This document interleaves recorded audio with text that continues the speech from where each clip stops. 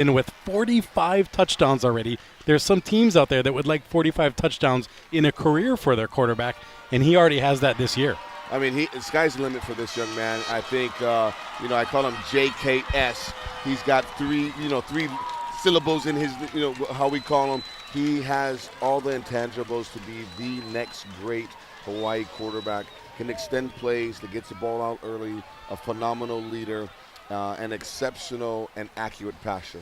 Yeah, and for JK, no joking around when it comes to Sagapolotele, and he's the career passing yards leader in Hawaii high school football, even surpassing yourself in your heyday at St. Louis. I didn't play full games back in the day. We were beating teams so bad. I was done at the half. But what something that's really cool about this Campbell team is, last week being down by 28 points, being able to weather the storm, have their composure, defense make adjustments, and then Sagapolotele doing what he does best, leading from behind and showing why he is the best quarterback in the state.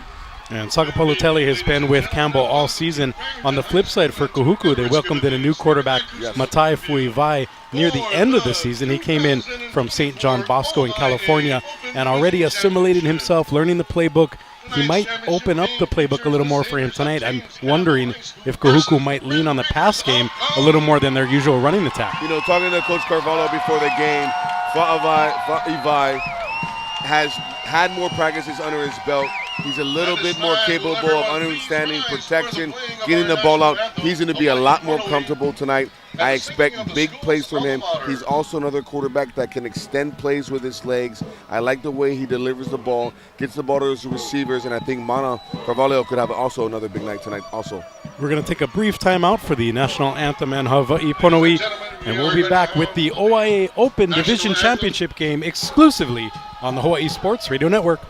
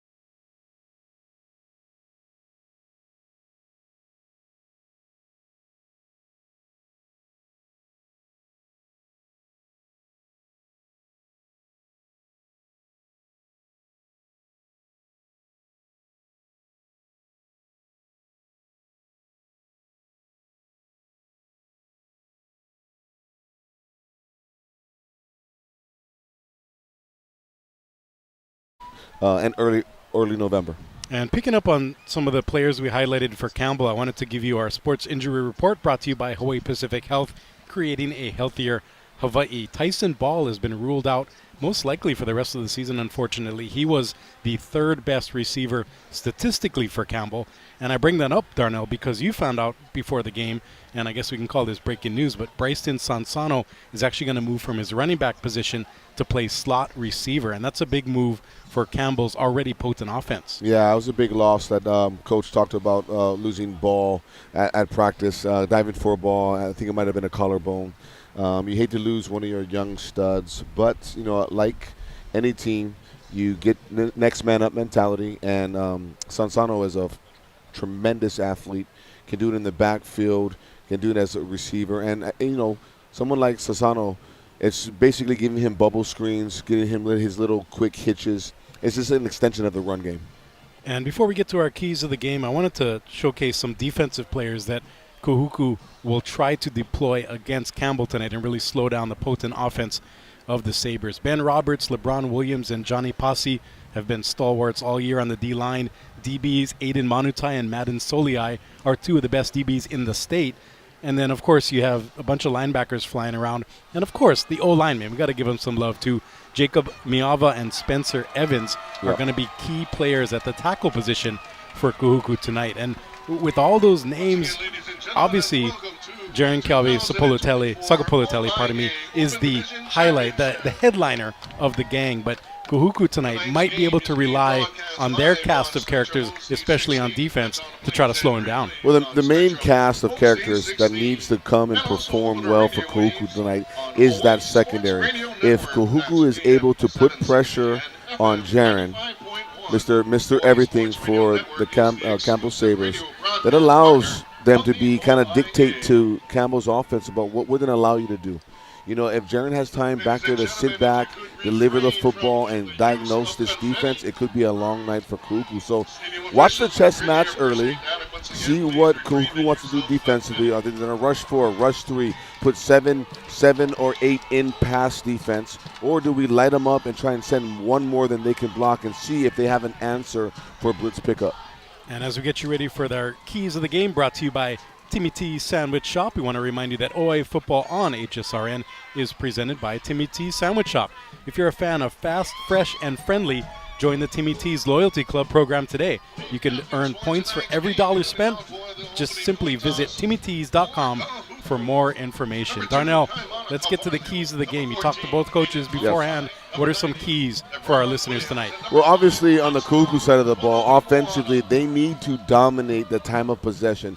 They need to find some type of running game so that they can keep this high-point offense of Campbell off the field. And it necessarily doesn't have to be big chunks. They need to keep first downs. They need to get 2-3 consecutive first downs and win field position and make this Campbell offense have to drive the distance of the field. And as far as Campbell goes, they got off to a slow start last week against Kapolei. So this week, the coaching staff talked about their defense and their offense, about coming out and having a sense of urgency to start this game. So a real good chess match going to happen early.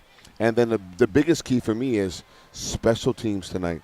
Kahuku, the last game, had a block punt and an onside kick. What happens in the kicking game tonight might be the separation of both these teams. And as we get ready for kickoff, we want to remind you that you can check out a unique opportunity for high school football student athletes in the class of 2025. Fantastic Sam's is awarding a scholarship to play at Valley City State University. Interested? Go to vcsuvikings.com and submit the Recruit Me form there. Go check it out. Getting ready for tonight's game, Robert Victor is our lead official. He leads a veteran crew out there. That's always great to see. And Darnell, I want to go back to one of your keys for Campbell. You mentioned they had that furious comeback against Kapolei last week, down by, I believe, 4 touchdowns. Yes. And they came all the way back to win. How much of a boost does that give your team, knowing that even if you fall behind to a great team like Kapolei, you can still come back and win? And part B of that is, how do you not dig yourself in a hole tonight against Kahuku? Well, you always like to have that card in your back pocket, but you don't ever want to get down by 28 points. Those are things that – but I think it's more about the mental fortitude and the composure that your staff and that the young men had going into that game and playing through that. There was no panic. You didn't hit the panic button. So no matter the peaks and valleys that go on in this game, you know your team is battle tested and can withhold to play 4 quarters tonight. Should be a fun one. As I mentioned, Robert Victor, the head referee. Let's give you the lineups. Let's give the referees some love. Laron Peller down there on the line, along with Dan Cota, Santos Barbosa, John Oku, Chris Troutman in the middle. And that rounds out our referees for tonight, a 7-man crew, which should allow some extra eyeballs out there for potential penalties. But the officials are on a quota. They only can throw 3 flags personally, okay? Honestly, I wish we had that. We want these guys, the officials do a great job. Whether ILH, OIA, they do a tremendous job, and kudos to all of the officials. Whether basketball, soccer, we're shortage of officials, and they do a tremendous job throughout the state of Hawaii. We are ready to go. Campbell will be kicking off in the opening quarter, kicking from left to right from our broadcast position, basically from Mauka to Makai.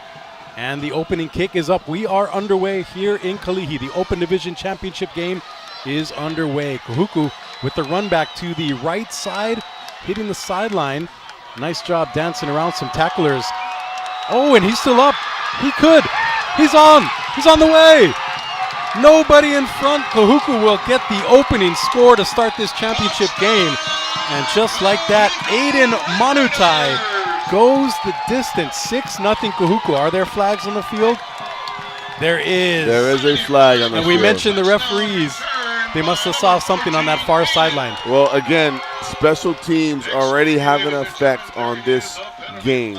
Now, even though this might get called back, it's an upper hand to this Kahuku Red Raider team, knowing that, hey, we prepared, we can do something, and it's one phase that they are winning right now.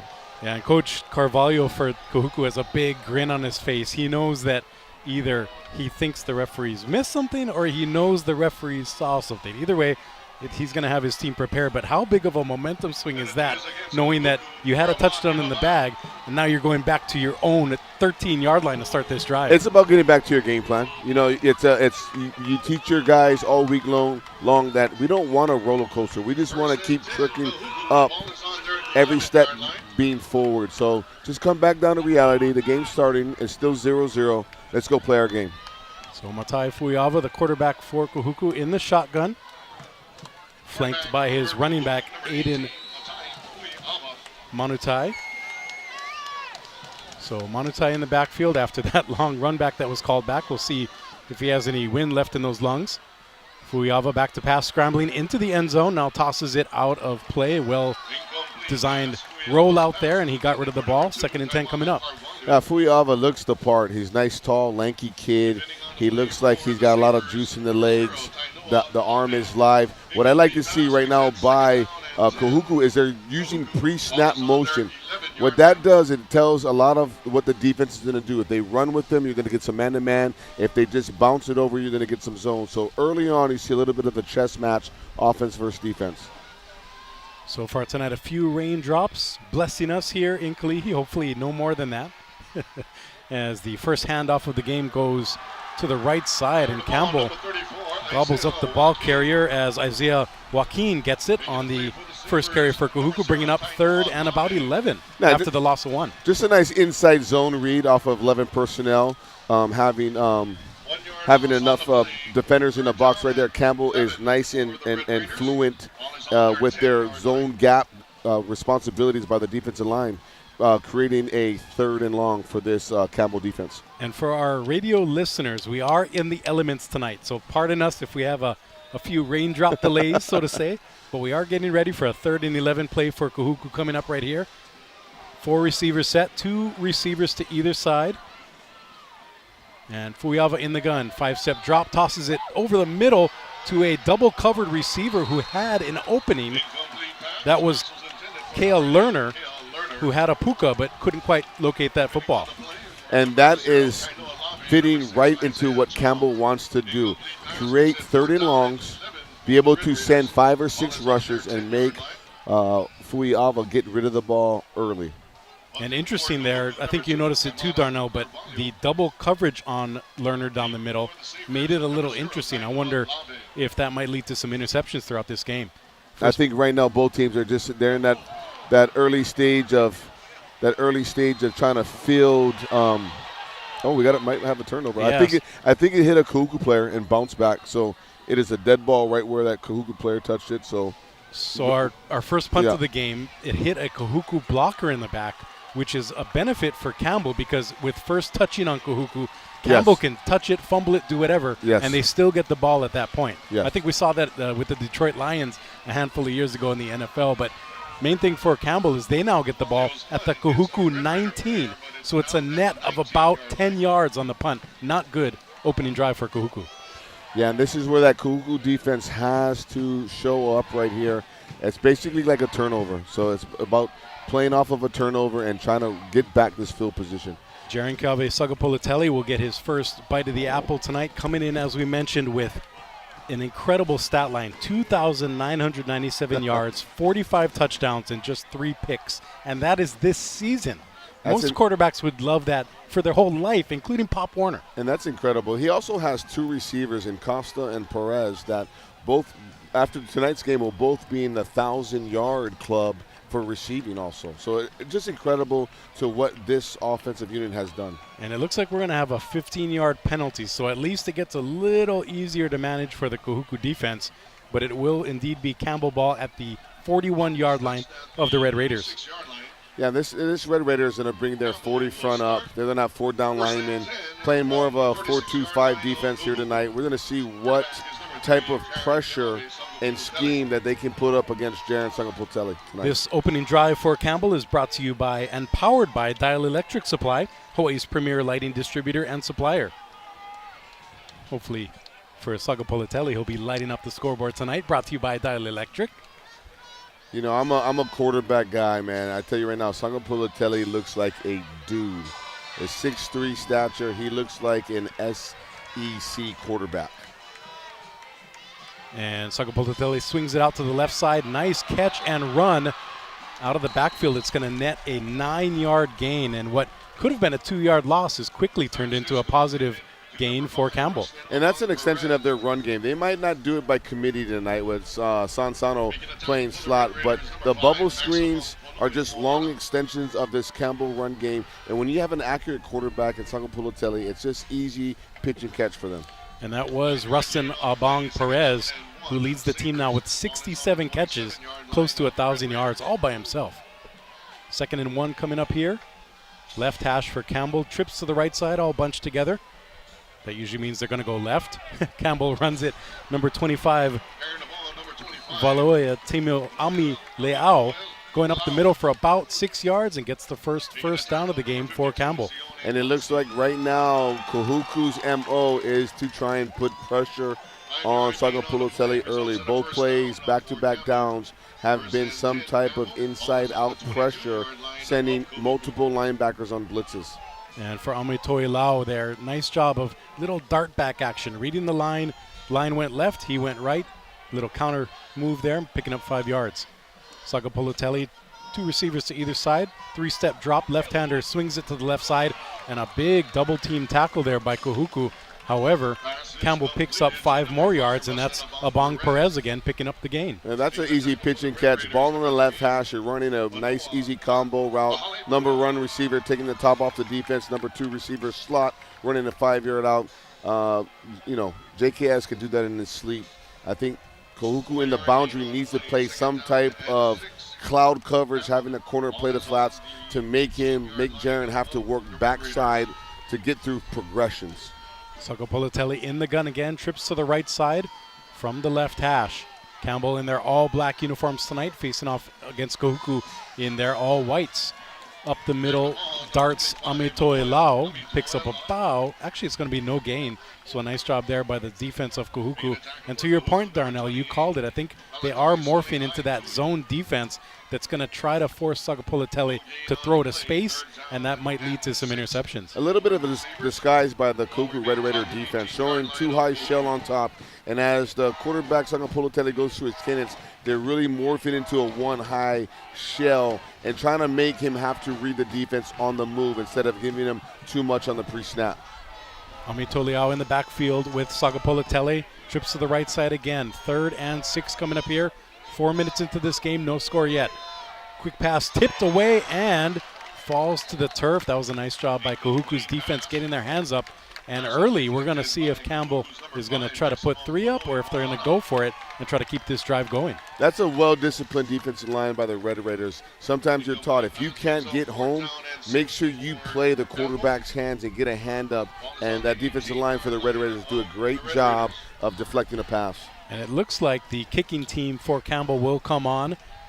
Jaden Parker, I believe, is the kicker for Campbell. He was warming up in pregame and was making it from about 45 yards. And we have to mention, going from left to right as Campbell is, there is a steady trade wind breeze. So it's definitely going to be easier to kick this way for Campbell or any team tonight. Yeah, you can definitely feel the breeze, and so this should be a fairly easy kick. 35-yard attempt from the left hash, and we have a false start. Somebody jumped. That's going to make it a little more difficult for Jaden Parker here. Yeah, looked like we had a little movement on the left side of the offensive line. Again, a little early, a little jitters here by maybe some backups coming in on special teams, but you know, you don't want to ever have to move your kicker back 5 yards, especially early in the game when you're trying to get some momentum. So now a 40-yard attempt. The clock continues to wind, under 8 minutes here at Farrington High School. Kick by Parker is up. It's a line drive. It has tons of distance, and it is good. That would have been good, Darnell, from 55 plus. And just like that, Campbell takes the first lead of this game, 3-0. We'll be back with more. This is the OIA Open Championship game on the Hawaii Sports Radio Network.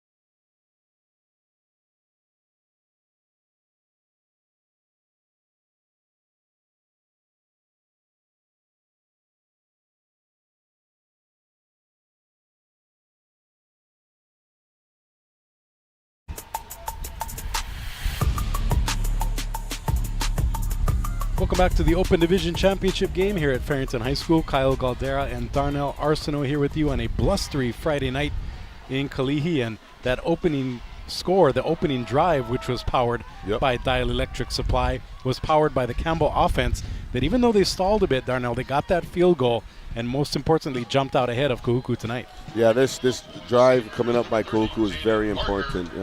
Fuiava needs to get this Kahuku offense in gear, get a couple of first down. They need some type of continuity. Going back to their first encounter this season, it was a tough sledding for this offense, so they need some type of positivity on this drive. So caught on the kickoff by Manutai again. He's going to run to the right side. He has one man to beat, and he doesn't beat him. That's a nice job making the tackle there by Kenanaya Fiu. Makes a beautiful tackle in the open field, saving what would have been an even longer return. Yeah, nice job again on this. Special teams, I think, is a big emphasis tonight. Both these teams already jumping out with the opening kickoff taken to the house, called back for a penalty, and then obviously Campbell coming up right here with a big kick. You know, going back to that kick, they had number 19, Fernandez, was the holder that did a nice job taking a one bounce and really getting that ball down. So special teams already starting to have its effect on this game. So Kahuku starting their second drive of the night. The first one went for naught as they punted it to Campbell, and the Sabres got a field goal as a result, and that led us to our 3-0 margin here with 7:36 left to play in the first quarter. Fuiava in the gun, hands it off, and it's going to be a plunge up the middle for no gain, and that was Joaquin who picked up the short gain. A nice job by Kaisen Kupuka'a making the tackle, the senior linebacker for Campbell. A nice job by Kupuka'a, middle linebacker, reading that. They ran an inside counter play, reading that guard and really scraping off that guard's back and making a play in the backfield. You can see right here, Kahuku behind the chains. Normally, Kahuku runs the ball and has success. They run it again. They get behind the chains. This should be a pass or a screen for the Kahuku Red Raiders. Yeah, that was a loss of 2, so that kind of puts the Red Raiders off schedule a bit as they indeed pass it here. A nice job slinging it to the right side, and that is hauled in. I believe that was Carvalho. It was indeed the top receiver, Mana Carvalho. 34 receptions, now 35, close to 250 yards and a touchdown this season. I'm not saying it's daddy ball, but if I had Mana Carvalho on my team, I'm trying to do everything I can to get the ball in his hands. Line him up running back, line him up in the backfield, swing him out from the backfield, line him up a receiver, line up in the slot. He has that type of game-changing ability. And look for Mana Carvalho, number 2 for Cougar, to make some big plays tonight. He's also one of the top DBs if they need him back there at safety. So big third down and about 2 coming up here. It is going to be a handoff up the middle. It looks like Campbell stops the runner for a yard gain. That's Joaquin who plunges up the middle. It's going to be a 4th and 1 coming up. I wonder, Darnell, if Kahuku will roll the dice here and go for it. Again, Kaisen, number 13, middle linebacker for Campbell, making plays behind the line of scrimmage. So sometimes when you have smaller linebackers, they get a little crafty. They get behind that big offensive line. And big offensive linemen, sometimes if their feet isn't behind them and they're settled, everything is 6-inch steps. You know, these linebackers are slippery. They can, maneuver around those offensive linemen and make some plays. Big down right here in 4th and 1. Yeah, 4th and 1 from its own 35-yard line. Kahuku with a big play coming up here. Should be a tush push here. Fuyava waiting in the gun, and I believe we're going to get a timeout called by Kahuku. They have 12 men on the field. That's never a good thing when you're on offense or 3 defense. Receivers and 2 running backs in the backfield. And we're going to take a timeout along with Kahuku here. We'll be right back. This is the OIA Open Championship right here on the Hawaii Sports Radio Network.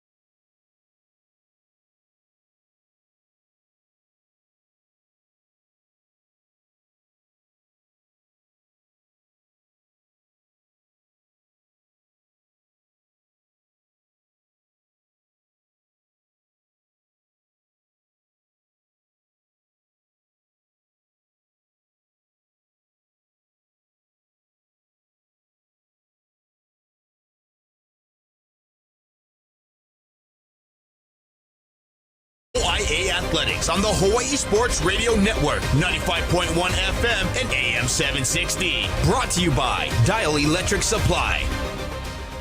Still could be a fight. Coming back here to Farrington High School, back to live action. Kyle Galdera and Darnell Arsenault. Kahuku with the 4th and 1 play, lining up to punt. Maybe they'll fake it. We'll see. As Mana Carvalho back to kick it. Gets the snap, waits a bit, now boots it away. It is a nice punt, and it's going to be fair caught by Campbell. That was Tainoa Lave making the fair catch at Campbell's 35. So good job there by Kahuku flipping the field. However, Sangapolitele will get another bite at the apple here on offense. You know, you're playing with fire right now, giving Sangapolitele a short field, getting the ball at his own 35-yard line. This quarterback is deadly. They have a bunch of receiving core that can go the distance on any given play. This Kuku defense again needs to try and get off the field and get their offense back on the field. Quick score update for you, keeping track of the ILH game, the ILH championship right up the hill at KS Kapalama at St. Louis, leading Kamehameha 13-9 with about a minute left in the second quarter. Back to this game, live action, Sagapolatelli whips it to the left side out of the reach of his receiver. That'll bring up 2nd and 10, intended for the former running back, now slot receiver, Bryson Sansano. And that's a nice job by this Kuku Red Raider defense of really rushing 5. So you got 5 on 5 and getting some pressure and getting hands in the face of Sagapolatelli.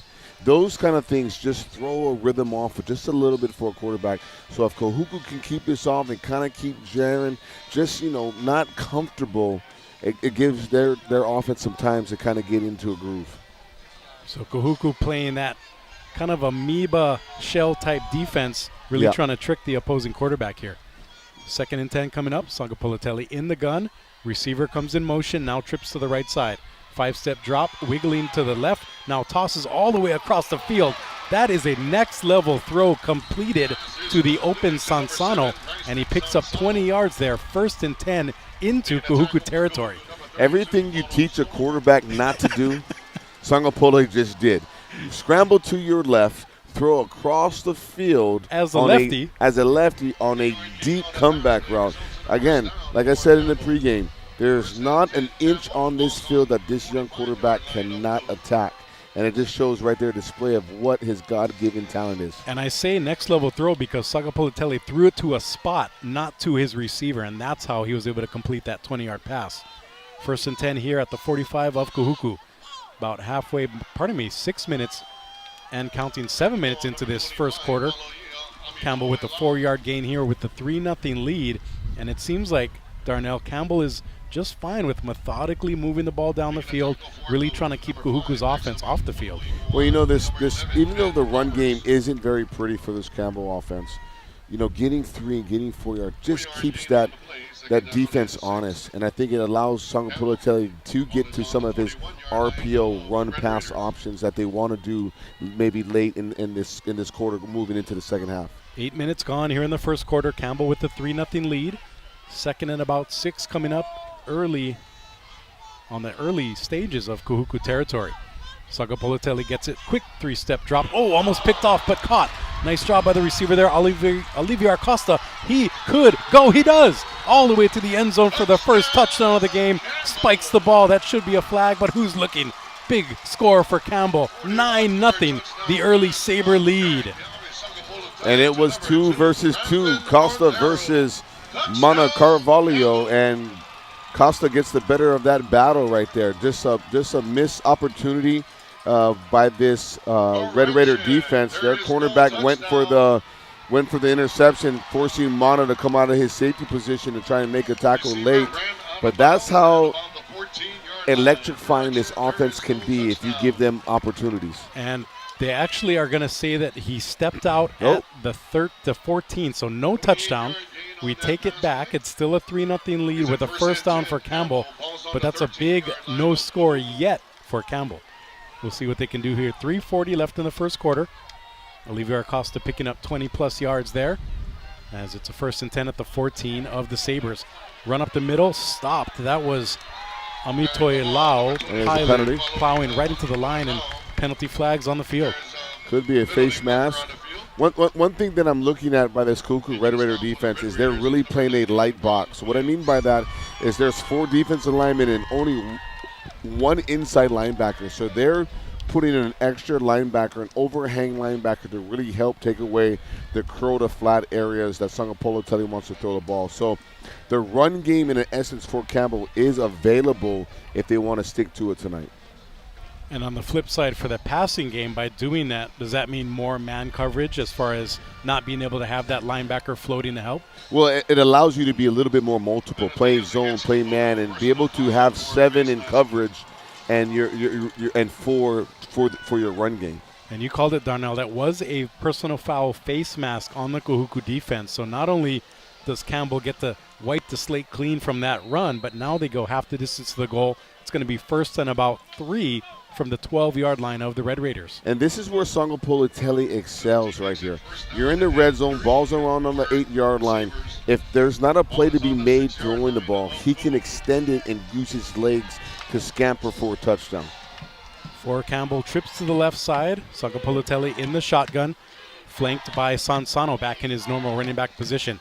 Fake the handoff, toss to the right side to the single receiver, and it's incomplete. However, it looks like we will have pass interference here as the bigger cornerback, Madden Soliai, interfered with the smaller receiver, Olivier Costa. I'm an offensive guy, and I will say we got to let him play down there. I mean, it's both handsy on both guys. And I think you got to let the kids play a little bit. But again, if you're going to call it that way and call it early and call it tight, at least the student athletes know how the game is going to be called. And let me add, that ball was uncatchable. However, in high school, that has nothing to do with pass interference. The ball could be all the way into Honolulu Harbor right now, but if you shove that receiver, you're going to get the PI call. All right, now you got Sansano in the backfield next to Sangapoluteli. Look for your starting running back that moved the slot to really get this ball here. 1st and inches here after the penalties. Campbell runs it up the middle. It should be a first down, and it will indeed as Sansano back to his running back position, picks up the first down, keeps the box moving as it'll be 1st and goal, and more importantly for Campbell, keeps the clock moving. You know, in Sangapoluteli, after every play, he's walking to the sideline, getting a play. Obviously, we don't have the official stats yet, but Campbell is dominating the time of possession here and really dictating how the tempo of the game is going to be played. And we've already had 2 touchdowns that we thought were scores taken off the board. I wonder now if we can finally get one. We'll see what Sangapoluteli does here with 1st and goal at the 3-yard line of Kahuku. 2 minutes exactly on the first quarter clock. Clapping his hands is Sangapoluteli, but not in time, as it looks like we're going to have a false start on the offense. Maybe something to do with the center and a bad snap. Well, the ball's on the right hash, so when you do have a left-handed quarterback, you always have to get ready for some type of sprint out, bootleg, rolling out to his dominant side. So look for for Campbell to maybe move the pocket here, look for some type of throw to the perimeter or even some type of special play throwback and dragging a receiver across the formation. That's a really good point by you, Darnell. Most times defenses have to prepare for the righty quarterback who would run right on a type of bootleg play, but here it's totally flipped for Campbell. Awesome crowd here tonight at Farrington High School. More than standing room only. There are fans everywhere you can put them around the fence line here. It's a fun atmosphere. Sangapoluteli, 1st and a long goal. He's going to be sacked. A big takedown there led by a Kahuku swarm of defenders. The first guy there was Sione Pasi, a guy we called in the pregame as a player to watch. The D lineman and his buddies corralled Sangapoluteli, bringing up 2nd and very long at the 21. And Kahuku does a tremendous job of running what we call a ET stunt, where you're wrapping your tackle and your end, or doing basically a twist game inside, causing confusion for the offensive lineman. Sangapoluteli didn't have a chance there. Great job by this Kahuku Red Raider defense. 45 seconds left to go in the first quarter. Campbell up 3-0, trying to add to that margin as the first quarter clock dwindles. Sangapoluteli back in the gun, trips to the left side in a bunch. He rolls to his left. That's what you call Darnell. Looking, and he finally tosses it. He has a receiver, but a little too much mustard on that pass. That would have been a touchdown. However, just a few yards out of the way of the intended receiver, I believe that was Cameron Mamiya. Yeah, I really like what Campbell did there, moving the pocket. And what happens is when you start to move the launch point of the quarterback, defensive linemen got to be a little bit more fundamental on what they're doing. They can't just pin their ears back and say, hey, I know the quarterback's going to be 7 yards right from behind the center. By moving that quarterback, front side, backside defensive ends got to be a little bit more fundamental and hold their gap responsibility. Pardon me, that was Tainoa Lave, the intended receiver. He's listed on the roster as, of course, an athlete.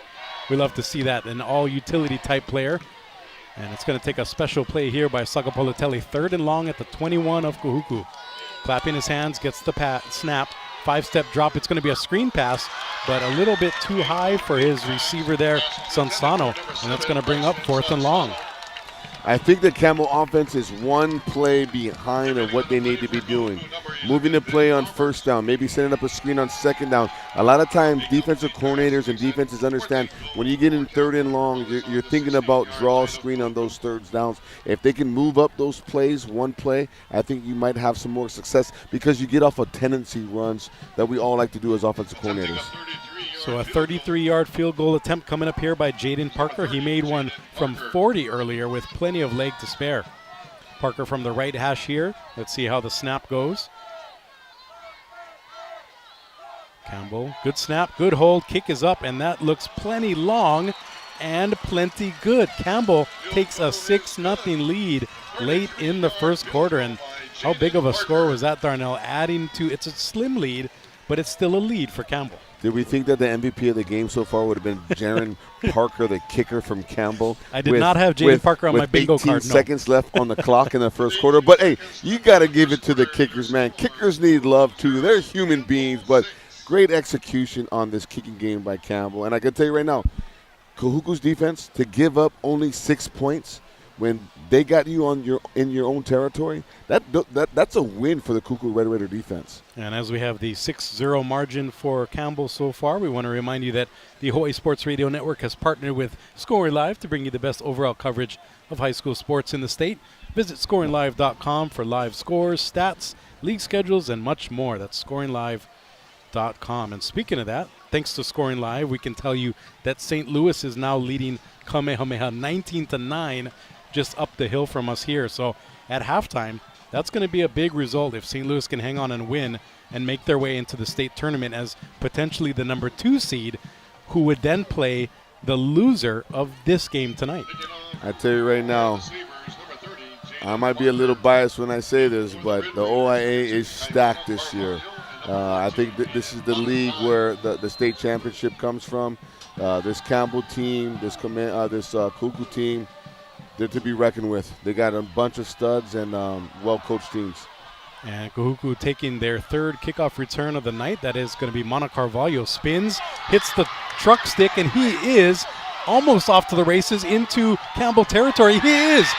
One man to beat. He cuts back, and he's going to be taken down at the 9-yard line of Campbell. Make it the 10 as the confetti comes raining down. And how about that? Another strong return for Kahuku. I'm just going to say it. Like I've said it all game long, special teams will have a big effect on this game.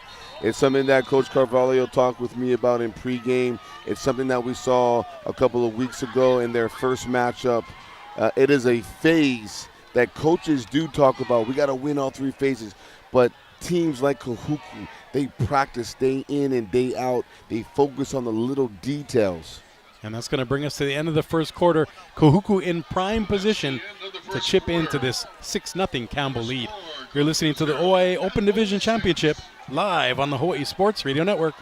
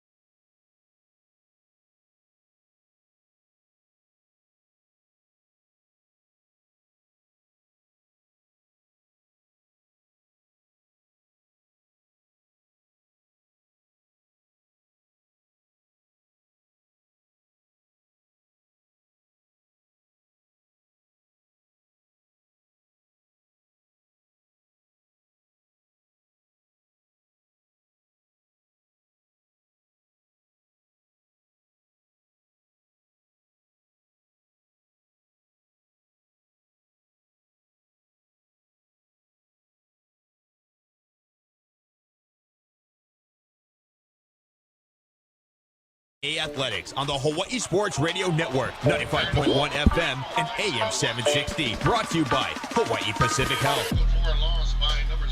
Welcome back to Farrington High School. Right out of the gate, Kahuku now going from left to right. Their first run after the strong Mana Carvalho kickoff return to end the first quarter nets a 5-yard loss as a nice tackle made there by Taino Alave, bringing up second and goal from the 15 of Campbell for Kahuku. But Darnell, who would have thought this would have been a special teams-minded game? I'm telling you right now, it's special. But you know, Mana Carvalho letting his blockers, you know, slow cook it like a brisket in that smoker. Let everybody set it up, and just great job of him letting his blockers get on in front and executing a big kickoff and a spark for this Red Raider team. So what I heard there is that our sponsor, Timmy T's, needs to add a brisket sandwich in honor of you and I, Darnell. How about that? Amen. Amen. I'm going to tell you right now. But, you know, looking at this Kahuku offense, you know, they're looking just for that spark on offense. And when we come back, we'll bring you what could be that spark from Kahuku. But for now, they trail Campbell 6-0 early in the second in the OIA Championship right here on the Hawaii Sports Radio Network. Clear.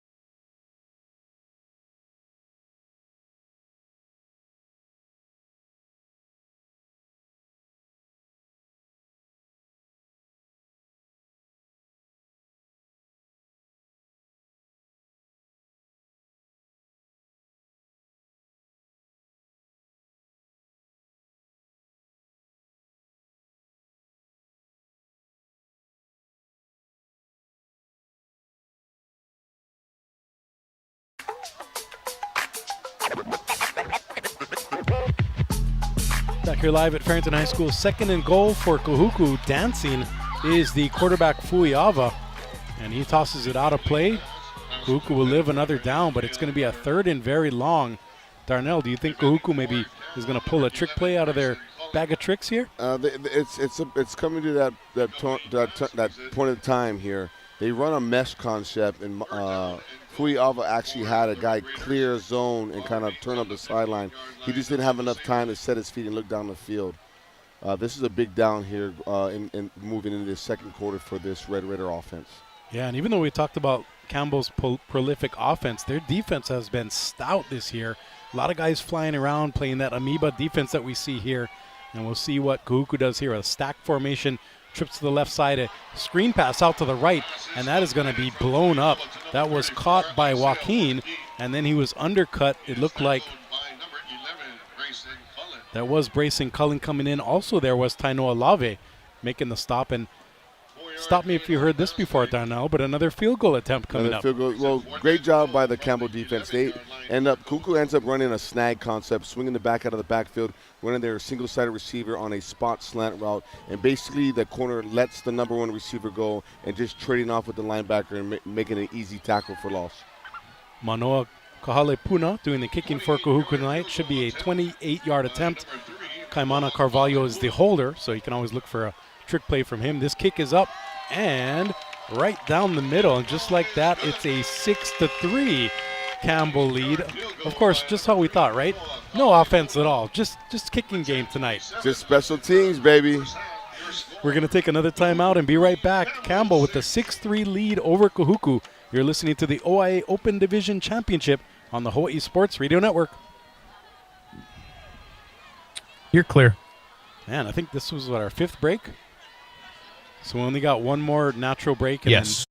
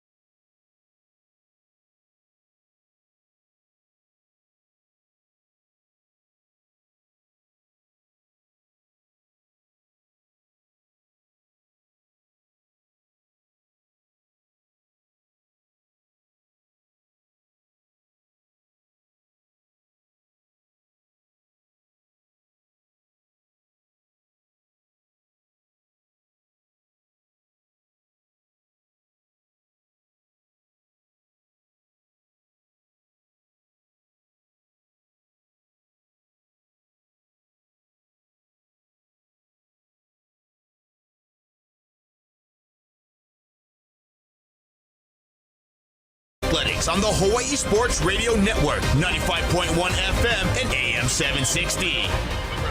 welcome back to Farrington High School. Quite a game so far, 6-3, the Campbell lead. Just like we called it, Darnell, the defensive and special teams struggle so far. We'll see if that changes here. Kahuku kicking from left to right. Thanks for joining us here, especially our YouTube viewers. I know there's a bunch of you tuned in. Mahalo for listening and watching some of our highlights from our announcer cam we have set up here. Thanks to Ku'ule for getting that wound up for us. And this kickoff is into the hands of Campbell's Zayden Olivier Acosta, and he is going to be upended by Kahuku. A nice job there, stopping him at the 24 of Campbell. Great job by Kahuku. They always come out, have an opportunity to onside kick like they did a few weeks ago.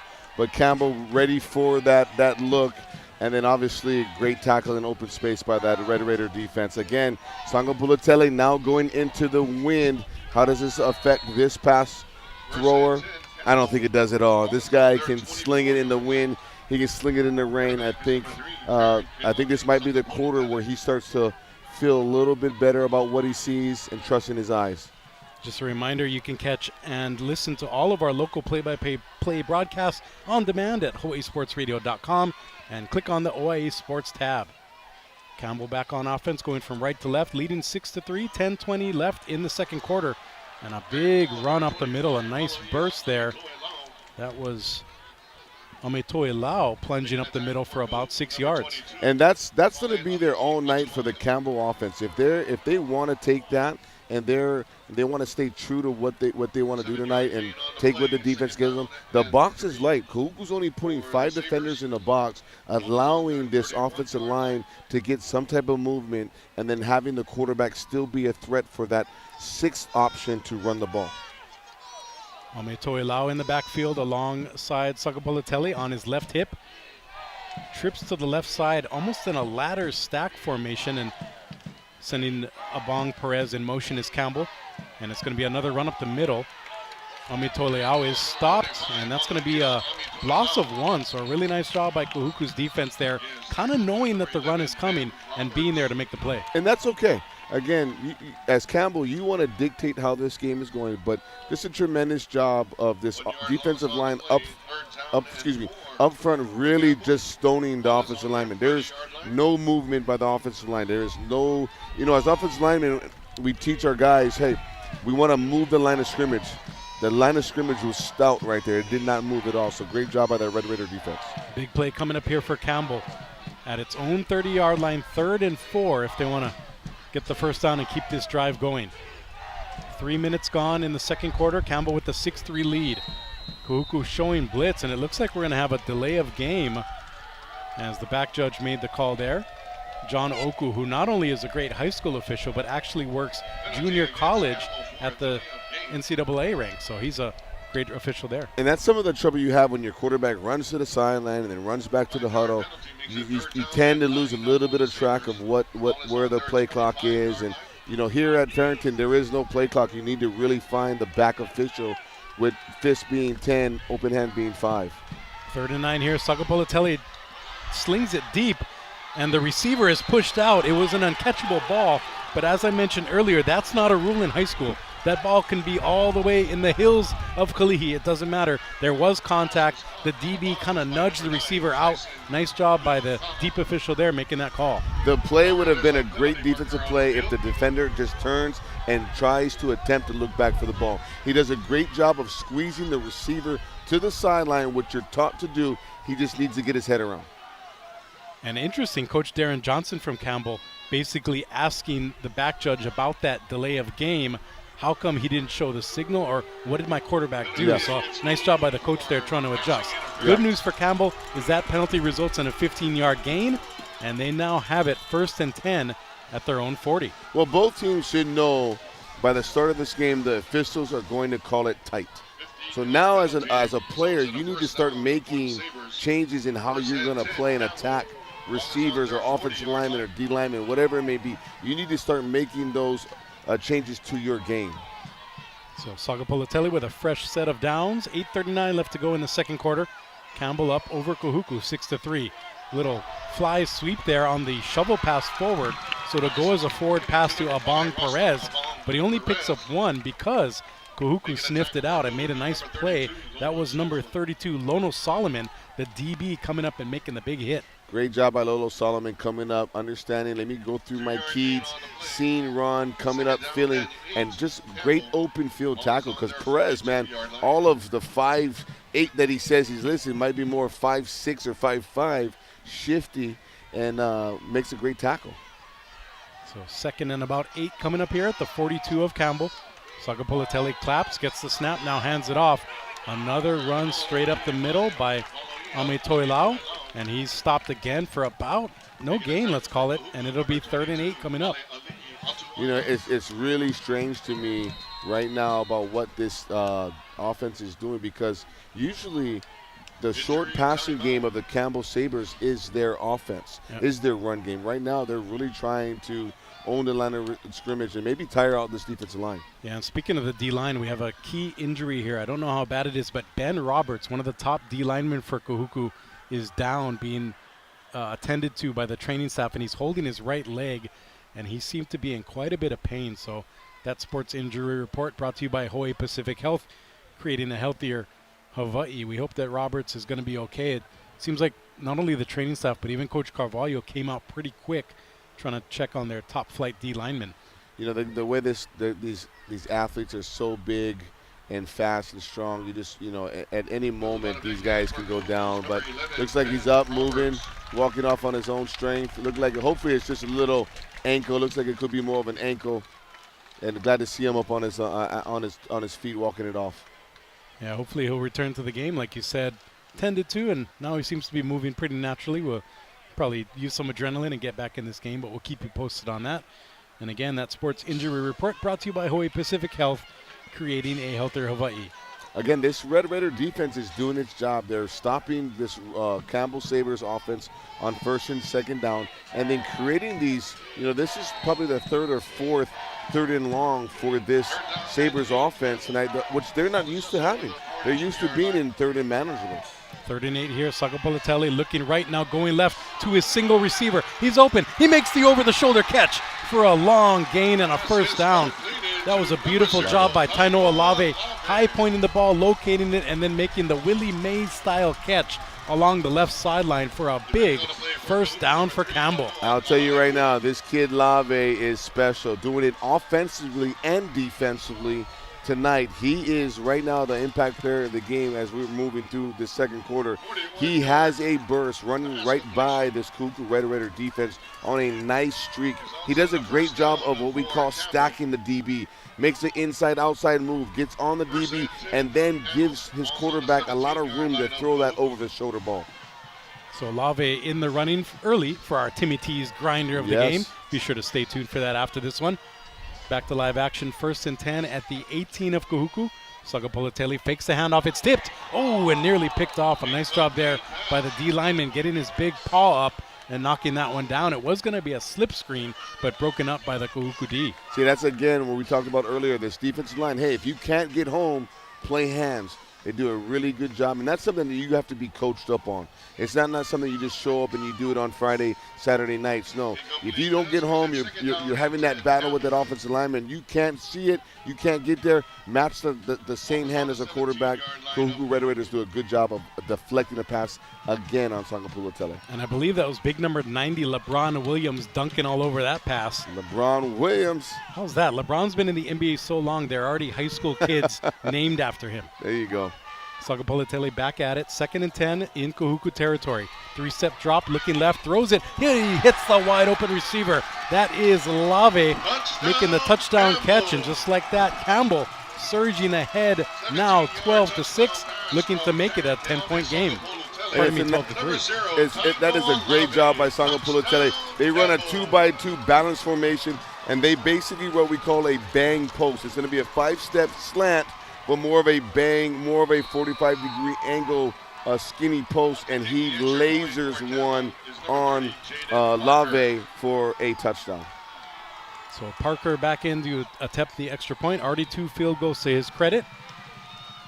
He's set. Waiting for the snap. It is there. It is down. It is up, and it is no good. A good job by Kahuku penetrating there, and they keep it at a 9-point margin. 12-3. We'll be back with more of the exciting D1 Championship game, the Open Championship, right here on the Hawaii Sports Radio Network.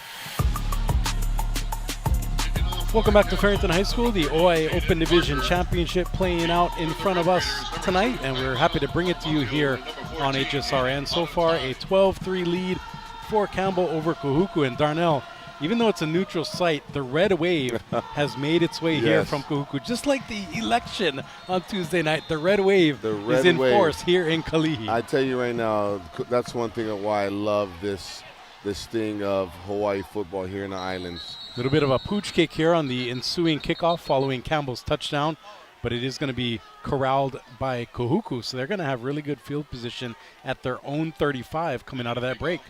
If I kicked the ball to 2 returners and they took both back for almost a touchdown, I might pooch punt it too. So that's as kudos to Campbell saying, hey, you got 2 great returners. We're not going to let them beat us tonight. Somebody else do it. Mahalo to all our listeners out there. I know some of you are watching on YouTube. We appreciate that. Some of you on radio and others on HawaiiSportsRadio.com. And a great game tonight with Campbell being up 12-3 over the Red Raiders. And a play-action pass here by Kahuku out of the break. Fuiava tosses it out to the left side, and a nice job by the Campbell defense stopping number 33, Noah Ayu, for a loss. That's going to bring up 2nd and about 12 as we near the midway point here in the second quarter. I hate to say it, this Kahuku offense does look a little bland right now. I still think they're trying to find their identity with Fuiava about what they're good at, what they need to focus on. This Campbell defense is just really running around. This defensive line by the Sabres is getting after it. Fuyava back in the gun, trips to the right side. It's going to be a handoff. Nice job up the middle by the Kahuku running back there. That looks to be number 10, Melosi Fiatoa, the normal starter, who finally gets fed there. Picks up 6 yards, but it will bring up third and long. Third and about 7, deep in, upwards in Kahuku territory near the 40. And this Sabres defense is clicking. They're playing 30 front. They're playing 40 front. They're playing a 50 front. They are mixing things up every down, not letting Kahuku really understand about what they're running defensively.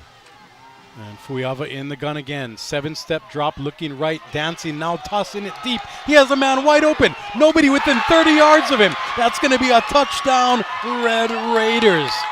Kale Lerner wide open like a 7-11. How about that, Darnell? How does he get that wide open? That is a busted coverage by the Sabres. We had 2 defenders jump the shell route, releasing the outside street receiver, which we call a take two route, where you try to take the corner and the safety. Both the safety and the corner jump the out route. Great execution by Fu. And I was about to say to you, Darnell, that they were leaving the receivers pretty wide open there, and it seemed like Kahuku took advantage of that. They're now trailing 12-9. Well, again, quarterback from Kahuku had some time to throw in the pocket. And we're going to have looks like a procedure penalty. Kahuku trying the muddle huddle, but they kind of muddled themselves there. But great ball by Fuyava, just understanding. Give his guy an opportunity to catch it. Great job. I'm going to tell you right now, those are the hardest balls, and the hardest balls to throw and the hardest balls to catch, because there's nobody around and you're supposed to make it, and that's when you do something that you take your eye off of it, you overthrow them. So great execution by the Red Raiders. So Kahuku backed up 5 yards. We'll see if they go for 2 or maybe attempt the traditional extra point. And it looks like they will indeed kick it. That is Manoa Kahalepuna back there with the Carvalho hold. Carvalho keeps it. I alluded to it earlier. He's going to run the trick play, and he runs it to perfection. Up the middle for a 2-yard, 2-point conversion. 12-11 now. Campbell just barely ahead of Kahuku. So you know what the key on that is, though? Is making sure that his knee is not down on the ground as he catches the snap. So they actually changed that a few years ago, which I don't like, because it means that now the holder can use that to his advantage. Okay. So because the rule was put in play so that the holder could pick up a bobbled snap and go back down. But now, to your point, the holder can be a little tricky there. Yeah, that is a well-designed play, execution on the part of the Kahuku Red Raiders. Excellent job. Again, can I say it again? Special teams having an impact on this game. So already we have 2 field goals, 3 very long kick returns, and now a 2-point conversion. Yep. And that's how we got to our scoreagami, 12-11 here with 5:49 left in the second quarter. Bombay, you learn. I tell you right now, this is why high school football here in Hawaii is the greatest. On any given night, you don't know what you're going to get. Both teams executing at a high level. And again, it might not be pretty on one side of the ball, but they're finding ways to have impact on this game. Kyle Galdera and Darnell Arsenault here live with you at Farrington High School. It's a fun night for championship football for sure. You can hear the Kahuku fans in front of us with their usual chop. As a Braves fan, I love that. They took it away because of all the sensitive folks, but I love it. This brings back memories, you know. Even though I beat Kahuku 3 times, I'm not telling you. But who's counting, you know what I'm saying? Kahuku kicking to Campbell, left to right, picked up by the Sabres. It's going to be a run up the middle. Oh, and a near tackle, now a true tackle, will bring Campbell down at the 29. That was a nice run back by Abang Perez, but he's going to be corralled. And even though they're down by 1, Kahuku has actually been controlling this game. We'll see now if Sagapolitelli can bounce back and add another quick strike maybe, like Kahuku just did. There's a little bit of momentum shift, and this is what these North Shore Kahuku Raiders are about, is keep the game close, make it a little ugly, and the next thing you know, they're up by 10 points. So big drive for the Campbell Sabres right here. They'll get some momentum back, win field position going into the half. Sagapolatelli back in the shotgun, commanding the Campbell offense. His team leading Kahuku 12-10. Screen pass here, deflected. A really nice job there by the defender. That would have been a long game because all the defenders had vacated, but the D lineman got his big paw up and knocked it down. Incomplete pass. You know, there is a flaw in Sagapolatelli's game. You would think that being a stature of 6'3", that he would have all the arm angles to manipulate. And there you're seeing 3 or 4 balls already tonight being batted down. So if there is some chink in the armor, that might be a little chink that he needs to work on moving to the next level. So let me ask you, as a former quarterback, is that something that you maybe just adjust your arm angle Yes. like a pitcher, or do you totally overhaul? No, it is an arm angle thing. You're seeing Lamar Jackson, these guys, Mahomes, underarm, side angle. Basketball shot. Yes. Yeah. 2nd and 10 here. Sagapolatelli on the run. Running left, throwing left. Oh, almost picked off. Knocked away. A really nice job by the defender there. Lono Solomon playing to the ball and knocking it down for another incomplete pass. Great job by both teams. Sagapolatelli extending the play, driving to his left, and then Solomon, great job understanding I can't hit the receiver. Let me get my right arm, let me extend it on the correct side and knocking that pass away. Great execution by both teams. Let me ask you this, Darnell. That's the second time Sagapolatelli's thrown across his body into the middle. Is that something that you think is going to catch up with him if he keeps doing it against his defense? Yeah, it's like touching the stove. After a while, you're going to get burned. You're going to keep getting burned. 3rd and 10 here, and looks like the O-lineman jumped for Campbell. Might result in a false start. The referees will talk about it a bit. I think it might be a neutral zone infraction. We'll see what Robert Victor has on the official call, our referee in the middle tonight. And it is going to be a false start on the offense. So from bad to worse, 3rd and 15 now coming up for Campbell. And again, there's that Red Raider Kahuku flag blowing in the wind opposite side of us. And this is how Kahuku lulls you into kind of thinking that, oh, we got this game at hand. And next thing you know, you're waking up on the canvas. And to your point, there is no energy on that Campbell sideline, and they're winning this game. Yes, and it's one of those things that it's just when you play this Kahuku Red Raider team, when you have an opportunity to knock them out, you gotta swing. Sagapolatelli looking for the haymaker here on 3rd and 15. 5-step drop, looking middle, throws middle. He has a receiver. Can he get separation? No, but I was thinking there might be a little contact there. There comes the flag from the line judge 30 yards back. That is interesting because that's not his call. However, it is made, and it will be pass interference. It'll be a first down for Campbell. And I'm not getting on the officials. You have 2 officials that are 10 yards from the play, and you're an official that's 30 yards from the play. I'm just sorry. I have a hard time of that being thrown and being called. You got at some point you gotta trust your other officials to make the correct call there. Hopefully they wave this off. I don't think that was PI. The ball was underthrown. The DB has a right to slow down and get to the ball also. Yeah, Coach Carvalho is not happy with that call as he is actually at the numbers arguing, which you're technically not supposed to do. And the referees are still talking about it. To your point, Darnell, the referees did come together and discuss it.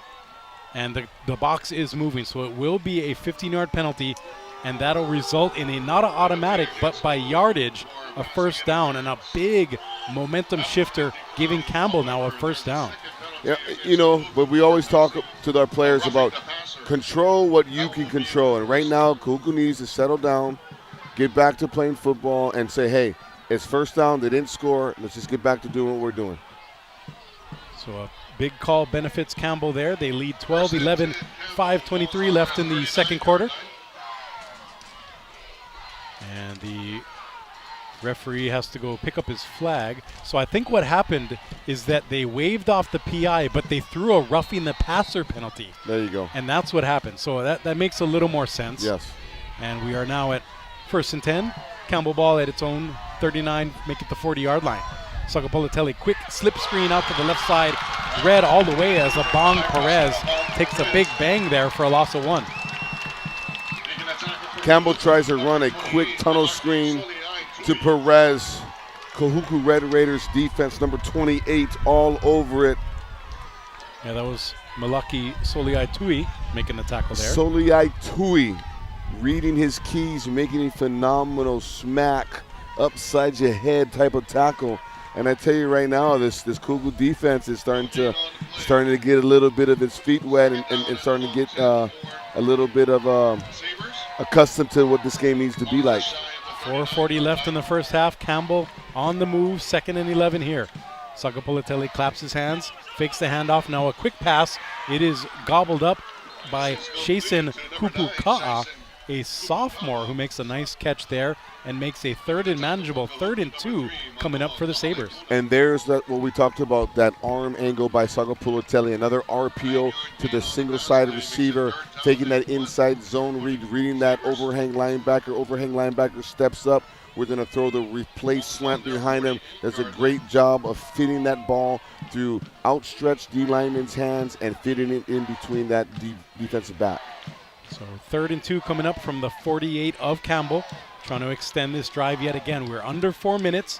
Campbell with the 12-11 lead over Kahuku. The OIA Open Division Championship on the line. Both of these teams are state tournament bound. However, they definitely want the number 1 seed if they win this game. Sakapoluteli, 3-step drop. He's going to run it. Oh, but he throws it behind the receiver. A bit of an ill-advised toss there behind the hands of Kupuka'a.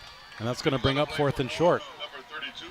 They run a nice concept. We call it a slice concept. Inside slot, running a hitch and then a burst out at 5 yards. And then behind him on the outside receiver, they run a snap dig route about 12 yards.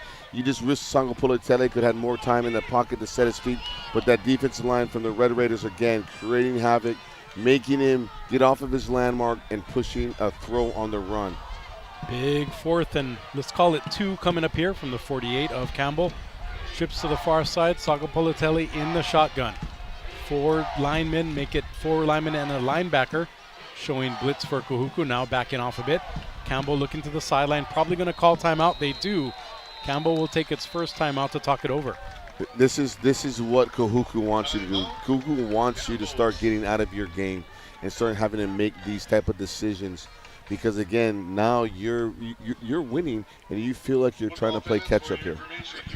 Be sure to follow Hawai'i Sports Network on social media for behind-the-scenes content, photos from the games we broadcast, including by our own Michael Lascaro, local sports news, and more at High Sports Radio. So a big play coming up here, Darnell. 4th and 2, Campbell talking about it. What would you dial up here if you were the coach? You know, I would punt the football. I'm going to have to make Fuiava drive the length of the field. I don't want to give him a short field, and I don't want this Kahuku team to have any more momentum that they already have generated in this last 10 minutes in this second quarter. So right now it's more about, hey, let's weather the storm. Let's punt this ball off if I'm a Sabre coaching staff and make them drive the field, and hopefully we can get to halftime being up by 1 point. What if I add in there that the wind is now even stronger in the face of Campbell? Does that maybe change your decision a bit to punt it? I think you knew where you're going to play all week. They both played her before. I think you practiced these situations at practice. It doesn't need to be something super high here. Your ball's at your own 47. Give me a 20-yard punt, and they're still got to work from their own 35-yard line. So Campbell with it, 4th and a long one. We'll call it 4th and 2 coming up here near midfield. Sakapoluteli barking out the signals. 2 receivers to either side. Now motions a receiver to his right. Sakapoluteli runs up to the line. Is he going to try to sneak it? He draws the defender off. That was a beautifully designed play by Campbell. And just like that, they get a free 5 yards. We call it a cheapie, but that was Kahuku not being disciplined, and a first down on the encroachment by Kahuku. Busting out all the moves. And that's what you do in these games. You're always trying to fight for possessions and scores. And again, I think both coaches know here you can't hold anything back. You get you get the bid that you want, winning the OIA Championship tonight. Great execution on the part of the Sabres. And Sakapoluteli, they're walking a thin line between a natural movement to the line and simulating a snap. But yes, because he went from shotgun to under center, it wasn't a penalty because that was a natural movement. It drew Kahuku off, and they got the first down. And then Campbell turns around and has a false start. So now 1st and 15 after that big first down that they just got. And if you guys can hear it, all you fans at home and YouTube listeners, every time there's a penalty, the Cuckoo Red Raider fans go beep, beep, beep, beep. And that's not them swearing, by the way. That's them backing up the truck. That's the backing up the truck. I mean, it could be them. Heavy load. As a referee, I've heard some choice words come at me from that red wave. That is a good, safe chant. I love that. So Campbell with it, 1st and 15, back in its own territory now. Sagapolatelli, 5-step drop. He's looking to run. He's bounced out and throws it over the middle again. That's the 3rd time. And this one is deflected away. And he keeps playing with that hot oven, playing with fire. That one deflected by Kahale Puna, and that'll bring up 2nd and 15. And nice job by Kahale Puna covering Lave on that play. Sagapolatelli again, really, testing the danger here, throwing across his body. But that's something that's a quarterback really believing in his talent, and you gotta for a kid that's thrown 45 touchdowns and only 3 or 4 interceptions, you kind of gotta go do your thing, young man. It's one of those no, yes when he completes it. Yes, exactly. I believe I was one of those players back in the day where Coach Kao Lee and Ron Lee and Vinny Pastors are like, don't do it. Okay, nice job right now. A draw here, and it's sniffed out by Kahuku all the way. Going to result in a loss of 4 as Amitoi Lau is gobbled up in the backfield, and now the running back goes down. Maybe he hurt his ankle. He's going to stay in the game, but limping a bit with his left ankle. And doesn't it feel, there's a funny feel right now. We talked about the Red Raider offense being very bland and vanilla. It really seems like this Campbell offense really has no continuity to it right now because of whether it's forcing the run or Sagapolatelli not really having a platform to throw the ball down the field. I dare to say it's been a bit of a rocky road for Campbell, even though they do have the 12-11 lead. My guy, the rocky road. I love it. So Campbell trying to get something going here. 3rd and nearly 20, backed up into its own territory. As now Campbell will call another timeout, looking to talk things over. Still leading 12-11, but Kahuku, if they can get this stop here, might get another opportunity. And we're going to get a delay of game. No timeout. I'm surprised here. I thought Campbell might catch it and call for time, but they let it go. It's going to be now 3rd and about 23 if they're going to try to convert this long play. It's not a slow start that Campbell had today. It's a fast start, but now they're getting into this little monotony funk of just kind of going through the motions right here. You got to be a little concerned if you're DJ. Sagapolatelli, 5-step drop, going to the left side, and that pass is underthrown. And not only does Abang Perez not come up with it, but it's going to be a 4th and very long, and the clock stops, allowing Kahuku to potentially, with 2 timeouts, get the ball back on the punt with the wind on their back and make a drive to try to take the lead before halftime. And you got to punt it to one of the most dangerous return guys in the state, in Mana Carvalho. This could be a block punt, a short punt, or a punt return, depending on what happens right here. And again, special teams, brother, special teams. It's been a special effort from Carvalho tonight. He had a near touchdown on a return that gave Kahuku its touchdown, and that's how we got to the 12-11 margin. But here, Carvalho back to his lonesome, waiting to return this punt from Campbell. He's a little too deep. He should be moved up a little bit. He should be on the 35.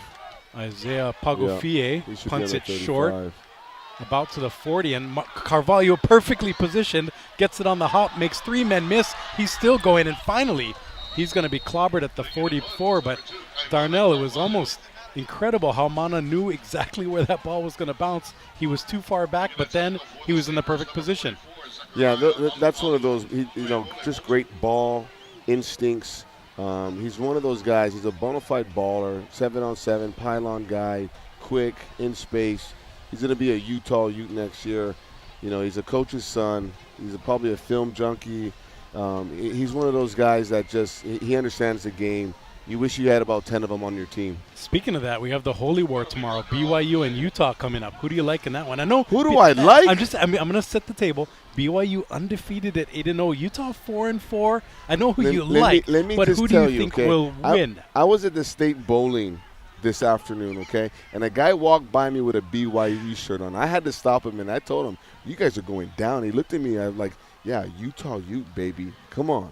Hey, it doesn't matter what your record is, 8-0, 4-5, whatever it may be. When you play that game, it separates family. It is like St. Louis, Kahuku. It is like Campbell and Kahuku. It could split a household right down the middle, and we're getting that dub tomorrow.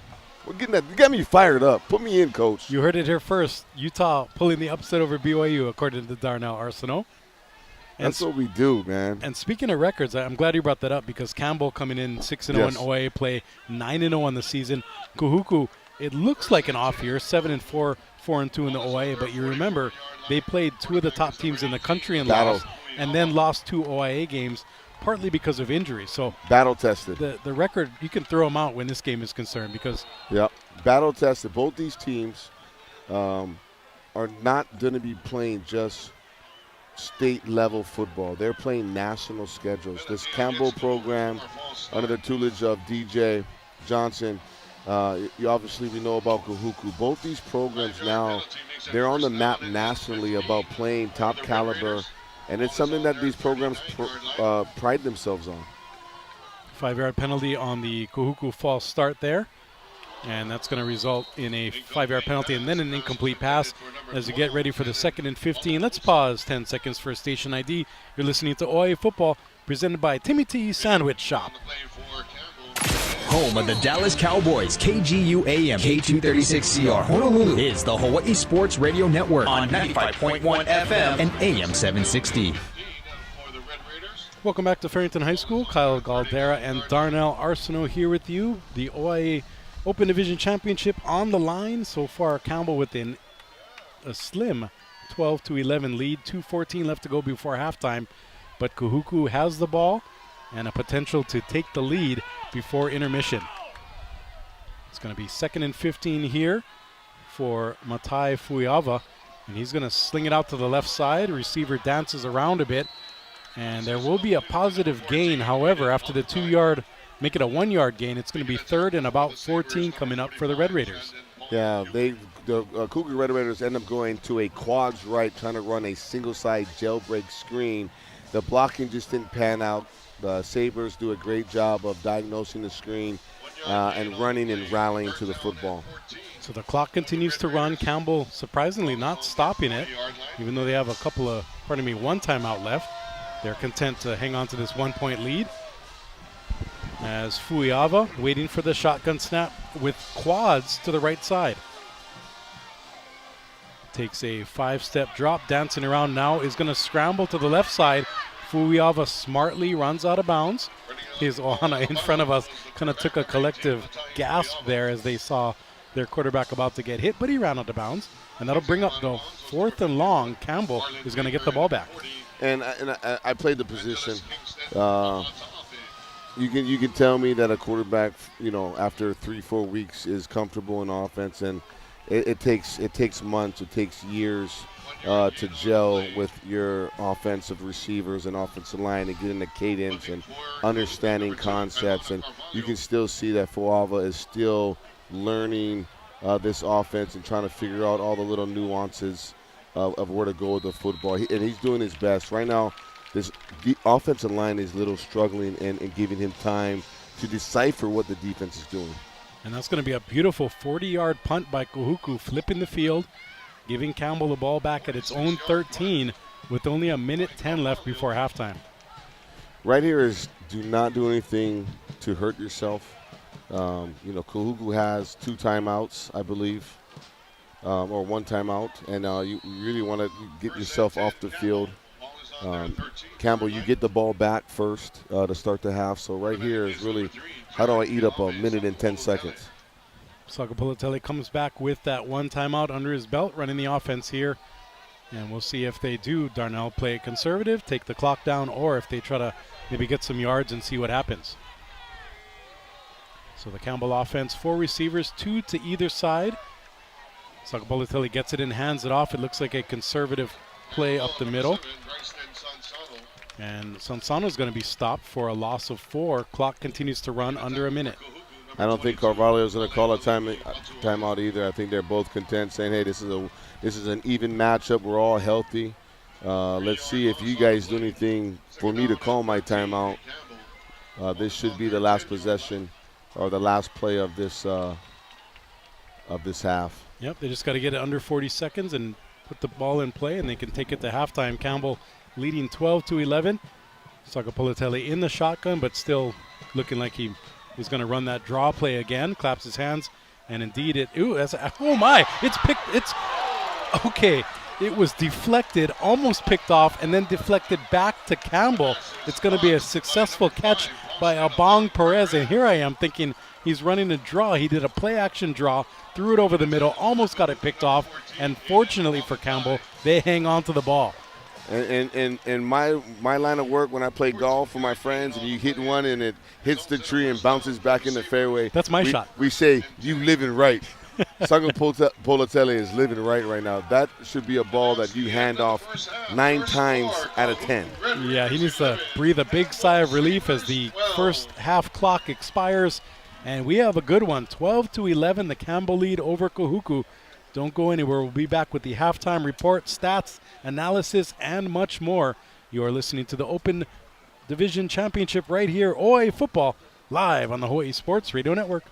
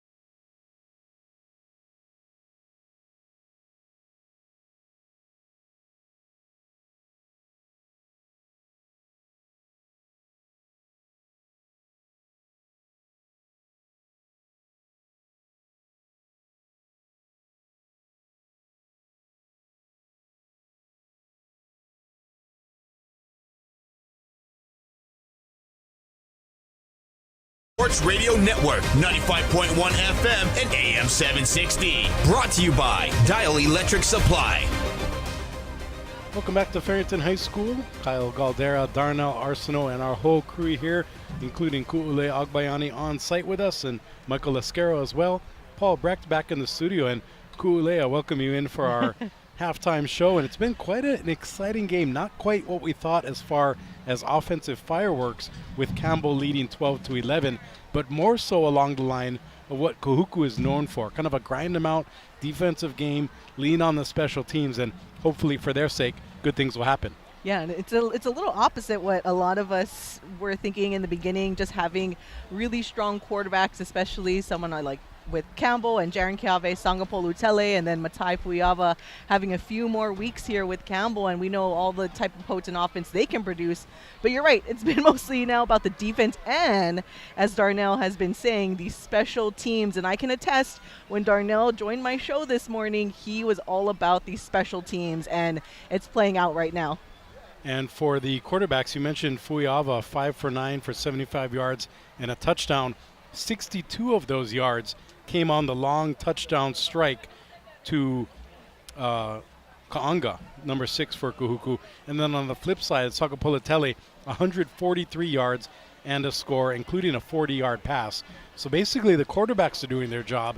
It's just that the run games are non-existent. So as we look ahead to the second half, and we'll kind of dive deeper into it, but as Darnell was saying off air, as we headed into the halftime break with Campbell leading Kahuku 12-11, it's going to come down potentially, Ku'ule, to who can make that big strike first and potentially who makes the biggest mistake first. And we almost saw one at the end of the first half as Sakapolatele almost threw an interception. However, his receiver bailed him out and kind of preserved that possession. But it could be a matter of who blinks first.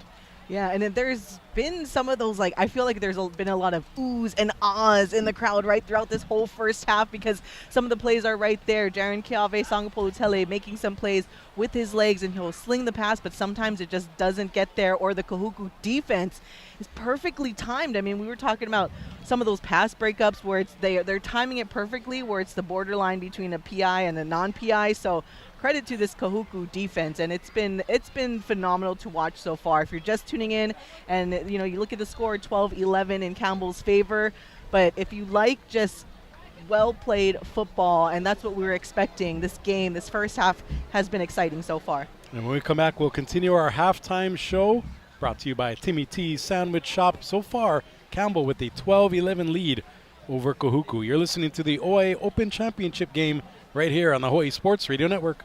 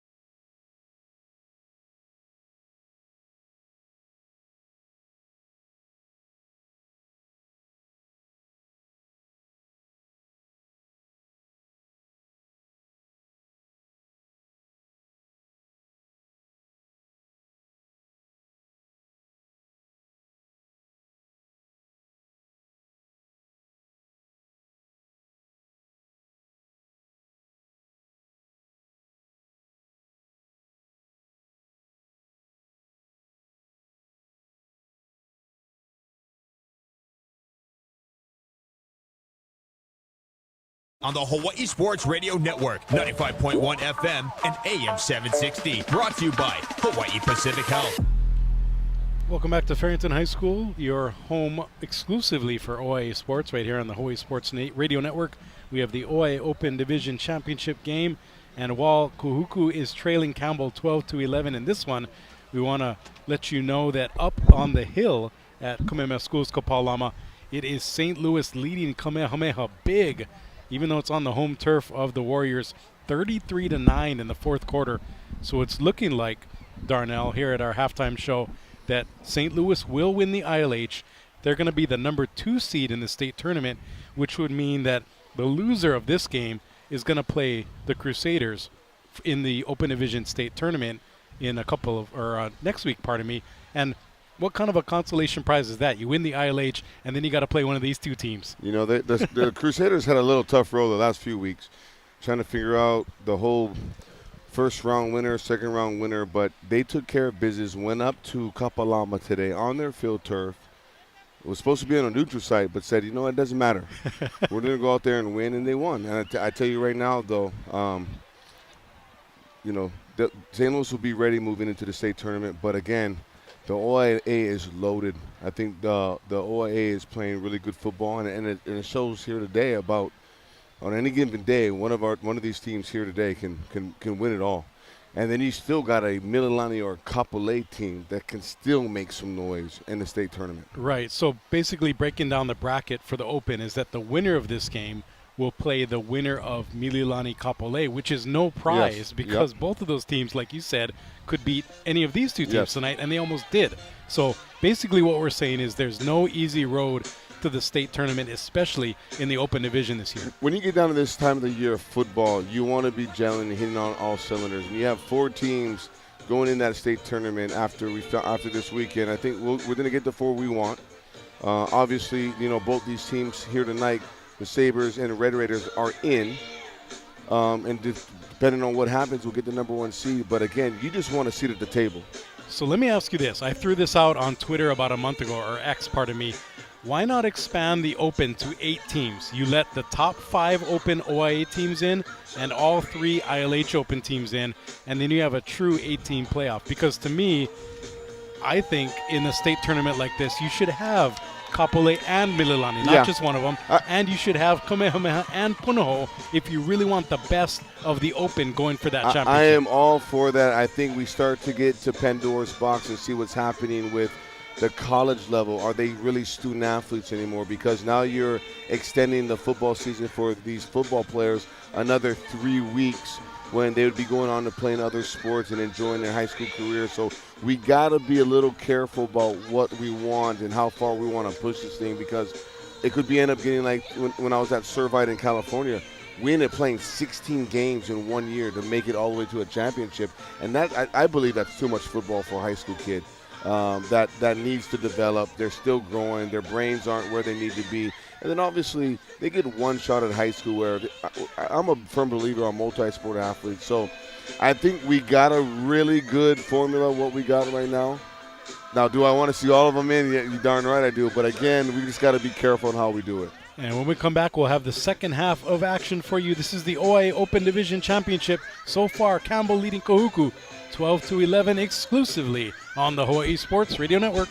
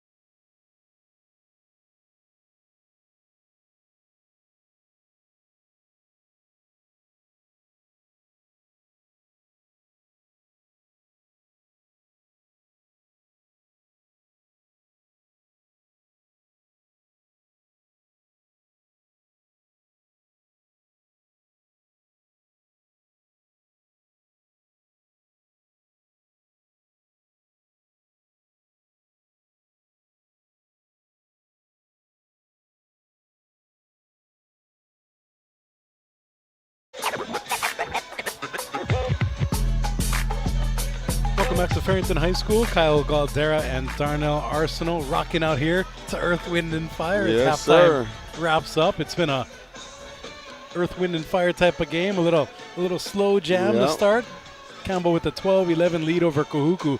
And Darnell, quickly, what are some of your keys to the second half for both teams? Well, I think both coaching staffs have to not make second half adjustments. They need to make in-game adjustments because this has been a chess match been going on. You know, Campbell defensively showing multiple fronts, confusing the offensive line of the Kahuku Red Raiders. And then obviously on the Red Raiders side, their defense changing up fronts and kind of, you know, stifling Sangapulatelli a little bit. So this chess match, defense versus offense, it's really going to be who's going to make the first big mistake. That's what I'm looking for. What team's going to seize the moment on a mistake, capitalize on it, and go ahead with a touchdown. So we're getting ready for the second half. Kahuku will be kicking off to Campbell, kicking from right to left, basically Makai to Mauka, as we're oriented here at Skipadias Field at Farrington High School. And Campbell playing it safe relatively to end that first half, knowing they'd get the ball back here in the third quarter. And for Campbell, what they've done all season is they've built a lead and then started the third quarter with a methodical, time-consuming drive. I wonder here, Darnell, if Campbell is going to stick to that script again, really trying to take time off the clock and hopefully for them add to this 1-point lead. Well, going back to some of my notes that I read at halftime was, you know, the extension of Campbell's running game has been the short pass. That was non-existent in the first half. Sangapulatelli looking about taking more deep shots. Let's see if this offense of the Sabres gets back to just nickeling, diming this Kahuku Red Raider defense down the field. You hear the Kahuku chop going on in front of us from the pro Kahuku crowd here at the quote-unquote neutral site of Farrington High School. As Kahuku ready and the kickoff is up in the air. Kahale Puna kicks it, and Campbell with a strong return coming back the other way. That's Alviar Costa, and he breaks it out to the 50-yard line. And we saw a little bit of action and maybe a penalty in the backfield. Could be a potential block in the back or holding. I thought it was a clean pancake block, but again, the official sees it different. As you hear Kahuku chant, "You can't do that." It was a bad block, but it was one of those. Maybe from the side. It was like it looked like somebody got to get in the weight room kind of block. It was to me from my. You know, I never had to block anybody, but it looked like you got to get in the weight room. But great job again, special teams. Kahuku kicking the ball off, covering, and Campbell getting a big return on it. But obviously, the penalty's got to move him back. So Campbell, instead of starting at midfield, will start instead at their own 24. So essentially a loss of 26 on that penalty. A big call there. Sangapulatelli back in the shotgun for the Campbell offense. 11:53 to go here in the third quarter. Campbell leading Kahuku 12-11. Sangapulatelli, the lefty, whips it out to the left side. It's caught in a nifty move by Abang Perez. He turns a 5-yard gain into an 11-yard gain and a first down. And that's what we talked about going into this segment about that's the short passing game. That's the extension of the run game.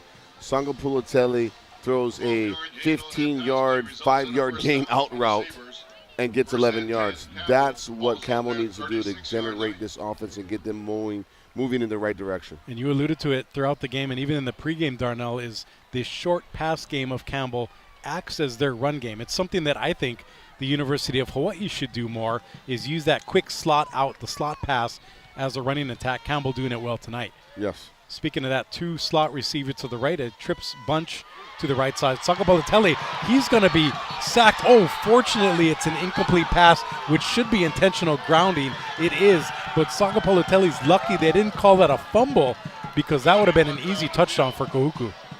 And it's right now a 3-by-1 set, which is a trip set for the offense. I believe all the pressures tonight that Kahuku's had on Sangapulatelli's kind of come out of that formation. So I think it's something for us to watch and let the listeners know that the Kahuku defense has something on a 3-by-1 set because they're sending one more than they can block on that open side, that single-side receiver side. And it is indeed going to be an intentional grounding, so it's the loss of down on the regular play plus a loss of 5 yards. So basically you have a sack plus 5 yards, putting Campbell now at, let me do my quick math here, second and about 30-something from deep in its own territory. I don't have too many plays for that, you know.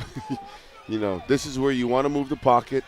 This is where you want to run a screen. You don't want to wait till third down. So we'll see what Jaron does here in the 3-by-1 set. Sagapalatelli takes a 7-step drop, dancing around. The lefty is on the run now, trying to find something, and he can't. He's going to be slung out of bounds. That'll go down as another Kahuku sack. And instead of second and 30-something, now it's third and nearly 40-something following that penalty. And again, this is where the momentum is shifting. This is where the Kahuku Red Raiders start to play their best brand of football, making the game their brand. You can have that. And this is it. The rain's coming down. You got the Kahuku fans busting out umbrellas. The Kahuku players looking at the heavens going, this is our time.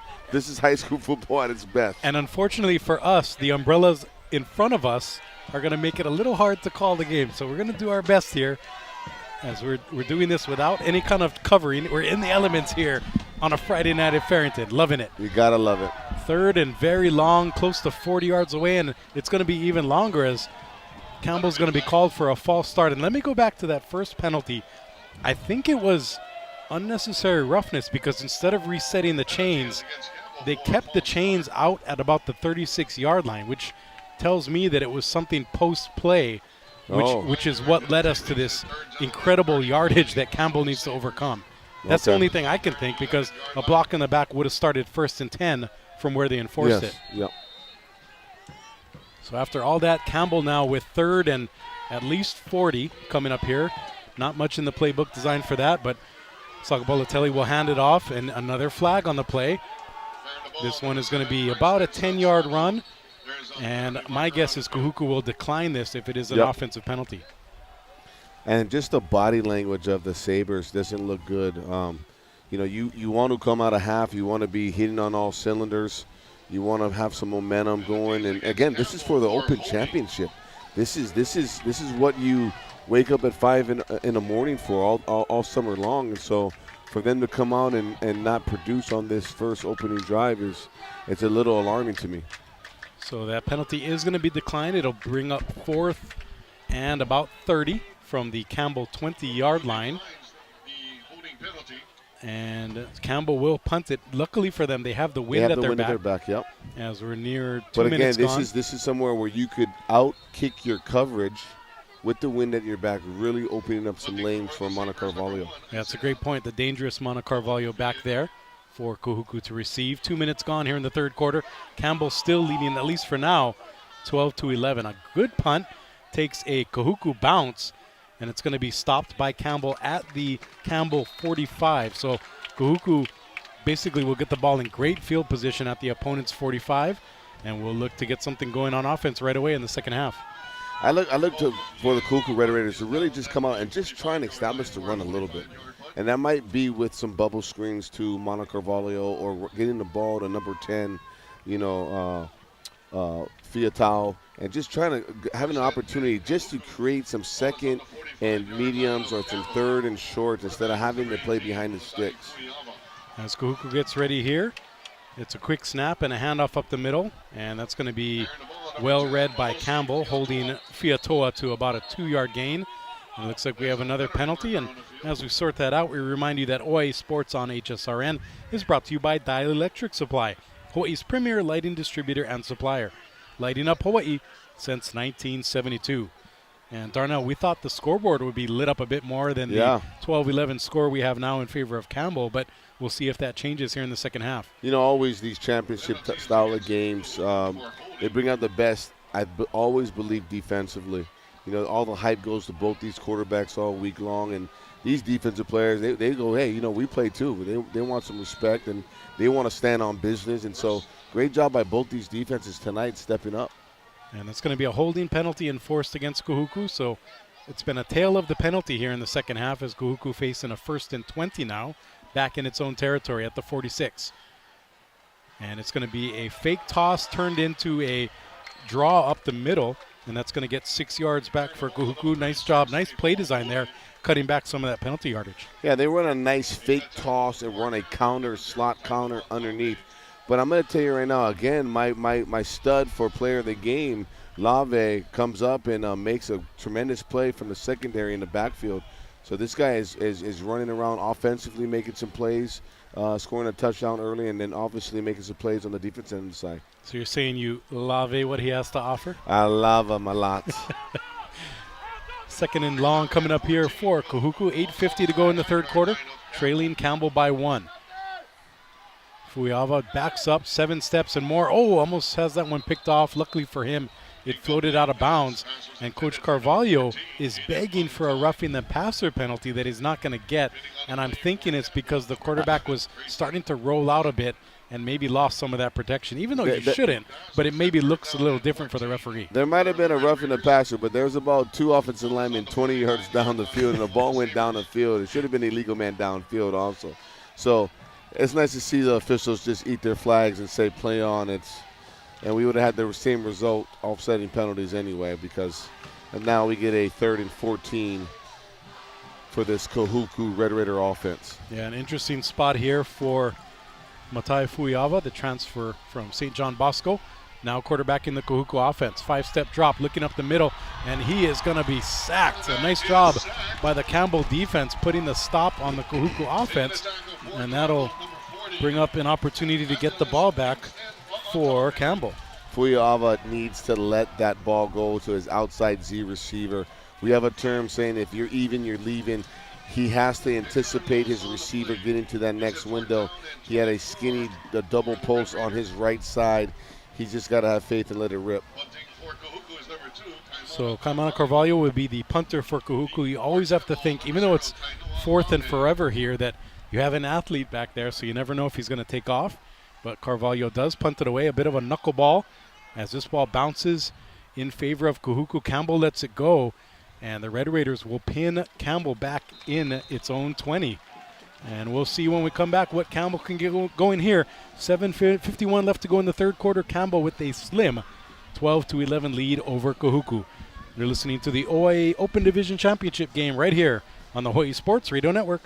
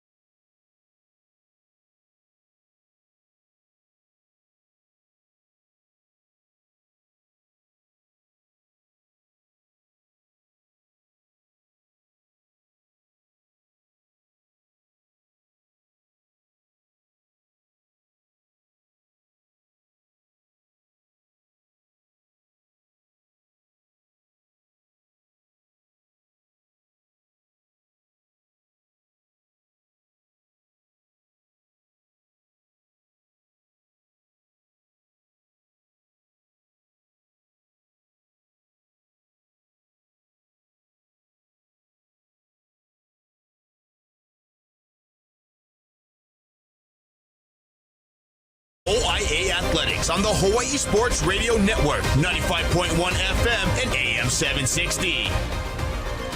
Back to live action here in the third quarter. Jaren Calvi Sakapolitelli whips a pass down the right sideline. He was intending to throw it to Alviar Costa, but it's out of the hands of the receiver a little far to the right, and that'll bring up 2nd and 10 for Campbell. Good job by number 21, Soliao Madden, doing a good job of really stressing that receiver to the sideline, not giving Sakapolitelli any leverage or yardage to try and fit a ball in between the corner and the safety. This Red Raider defense is really stepping up here in the second half, making this a tight football game. Sakapolitelli trying to solve the puzzle that is the Red Raider defense. A slim 12-11 lead for Campbell tonight, as he now has 4 receivers, 2 to each side. 5-step drop. The lefty swings it to his running back, Sansano, and he's going to gallop all the way for a first down to the left side. So a nice job there. First down of the second half for Campbell, and they are slowly but surely moving the ball here on their second drive of the third quarter. Sansano and Perez are his guys. He needs to get the ball to those two guys. They have a uncanny ability to make guys miss. Little steps, quick, elusive. That's what this Campbell offense needs right there. Positive on first down, getting the chains moving.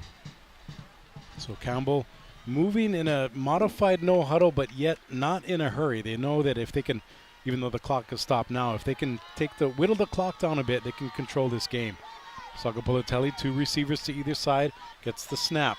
7-step drop, looking right, and he has an open receiver. That's another first down. Alvira Acosta into Kahuku territory all the way to the 38 and turns on the Jets for a big Campbell first down. That's a professional SEC type of ball. You're running a true dagger route, which is doing in that 2x2 set is sending your number 2 slot up the field and then running a really post dig. And Sagapolitelli drives off that back foot and delivers a strike. And speaking of college level, SEC level throw, it's rumored that Sagapolitelli will be visiting Georgia potentially after this game tonight. So we'll see if maybe the eyeballs will be on him and maybe get him to that next level. NIL, baby, NIL. Sagapolitelli with it. Campbell driving, 1st and 10 at the Kahuku 38. Over the middle, another slant pass and another wide open receiver. That is your favorite guy, Tainoa Lave, Darnell, picking up another big catch. A lot of yak yards there, getting another first down. That's 3 in a row for the Sabres through the air. Okay, so the game plan now, as I'm looking at it, the box is light for Kahuku when you get their 4 10 personnel receivers out there. So what they're doing is they're dragging multiple receivers across the formation, really making the linebackers see a lot of confusion, really not passing guys off to each other in the zone defensively. So good job of Campbell making an in-game adjustment, understanding where they can attack this Red Raider defense. 6:45 left to go in the third. Campbell with a 12-11 lead, looking to add to that margin. Another quick pass out to Sansano. He dances, makes 3 men miss, and finally plunges ahead for a 7-yard gain. How about that? Dancing with the stars here on a Friday night. Sansano, number 7, doing some things. I mean, he is the guy, whether he's lined up in the backfield, which he was, or he's lined up at slot. He is the emphasis of this Sabre offense moving on in the second half. Yeah, he dropped a little of that Diablo sauce on that move there. Yes, that was he did. beautiful. I like that little Diablo, you know what I'm saying? Taco Bell. Yo, Keto Taco Bell, my man. Of course, we're going to have our Timmy T sandwiches first, and then maybe late night we'll get some Taco Bell. We want some smoked brisket. Here we go. This should be pressure by Kahuku right now. 2nd and 4 coming up here. We'll see if Kahuku brings it. Sagapolitelli, 7-step drop, and he's going to have plenty of room up the middle. He's going to run for it. Quarterback is making his way all the way to the outside, to the edge, gets the first down, and he ran about 40 yards to go 7, but he does get the first down, and more importantly, saves himself by running out of bounds. Good job of extending the play, and the one thing that I do like about the young veteran quarterback, is his eyes were down the field the whole time, trying to extend the play to throw the ball down the field, not just become a runner right away. So you love to see quarterbacks try to extend the play, always looking to be a thrower of the football until nothing is available. And Sagapolitelli, poor kid, he had to run all the way from the opposite sideline to his sideline to get the play, and now back to the left hash. So he put in about 100 yards there after going 4 yards. Sagapolitelli 1st and 10 at the Kahuku 14. It's going to be a handoff. Sansano back at running back, takes it to the left side. He's going to be bottled up for no gain, but it's nice to see them going back to Sansano at the running back position. And I'm okay with that run game. I'm okay. It keeps the defense honest, understanding that we still got to be gap sound in the run game. And again, with Sagapolitelli being so deadly and accurate with the RPO run pass option, look for a dual threat type of ball down here in the red zone. Coming up on 5:15 to play here in the third quarter. Campbell would love to add another score here to add to their 1-point lead. going up against the 3-time defending state champion Kahuku Red Raiders. It's been a great matchup so far. We'll see who bends and who maybe breaks first tonight. Sakapolatelli with trips to the right side in a bunch. The blitz coming. Sakapolatelli reads it, but he can't react fast enough, and he is going to be sacked. That is a big takedown by number 28, Malaki Soliai Tui, putting the Tui on Sakapolatelli. Great job by the Red Raider defense of getting home. You know, when Kahuku brings 5 and it's mano-a-mano, the offensive linemen can't trade, they can't slide. It's just what we call Bob, big on big. Kahuku is winning those one-on-one battles in the trenches, and that is the difference with this game right now. So another 3rd and very long for Campbell, about a 3rd and 20 coming up here, deep in Kahuku territory. And this is the 3rd time that the Sabres have been in the red zone and moved out, and this Kahuku Red Raider team has really made a stand defensively going back to the first half. So a trips formation to the right side, bunched up again. Sakapolatelli, the defense backs off, daring him to throw. It's going to be a short pass to Sansano. Dances again, nearly a face mask. No call there, and the running back will be pushed out of bounds well short of the first down marker. So the question is, are we going to see Jaden Parker attempt his 3rd field goal, or is Campbell going to go for it here? You know, I like what you saw right there for the listeners at home. You got Sansano running. You got the Kahuku defense raining down on him. Big hit on the sideline, and you see all the teams, both offensive, defensive guys, helping each other up. That's Hawaii football. It's physical during the whistles. We help each other up, love each other up after the whistle, and it's good to see the sportsmanship displaying itself at a high level here at OIA Championship game. 36-yard attempt. This one looks wide. It is. Oh, it's good. Holy smokes. I thought that ball was wide by 5 yards, but I guess that's why we're here, and the referees are down there. That field goal is good, and Campbell now leads 15-11. Of course, we all saw that score coming before this game. As we take a quick timeout, it's a fun OIA Open Division Championship game live on the Hawaii Sports Radio Network.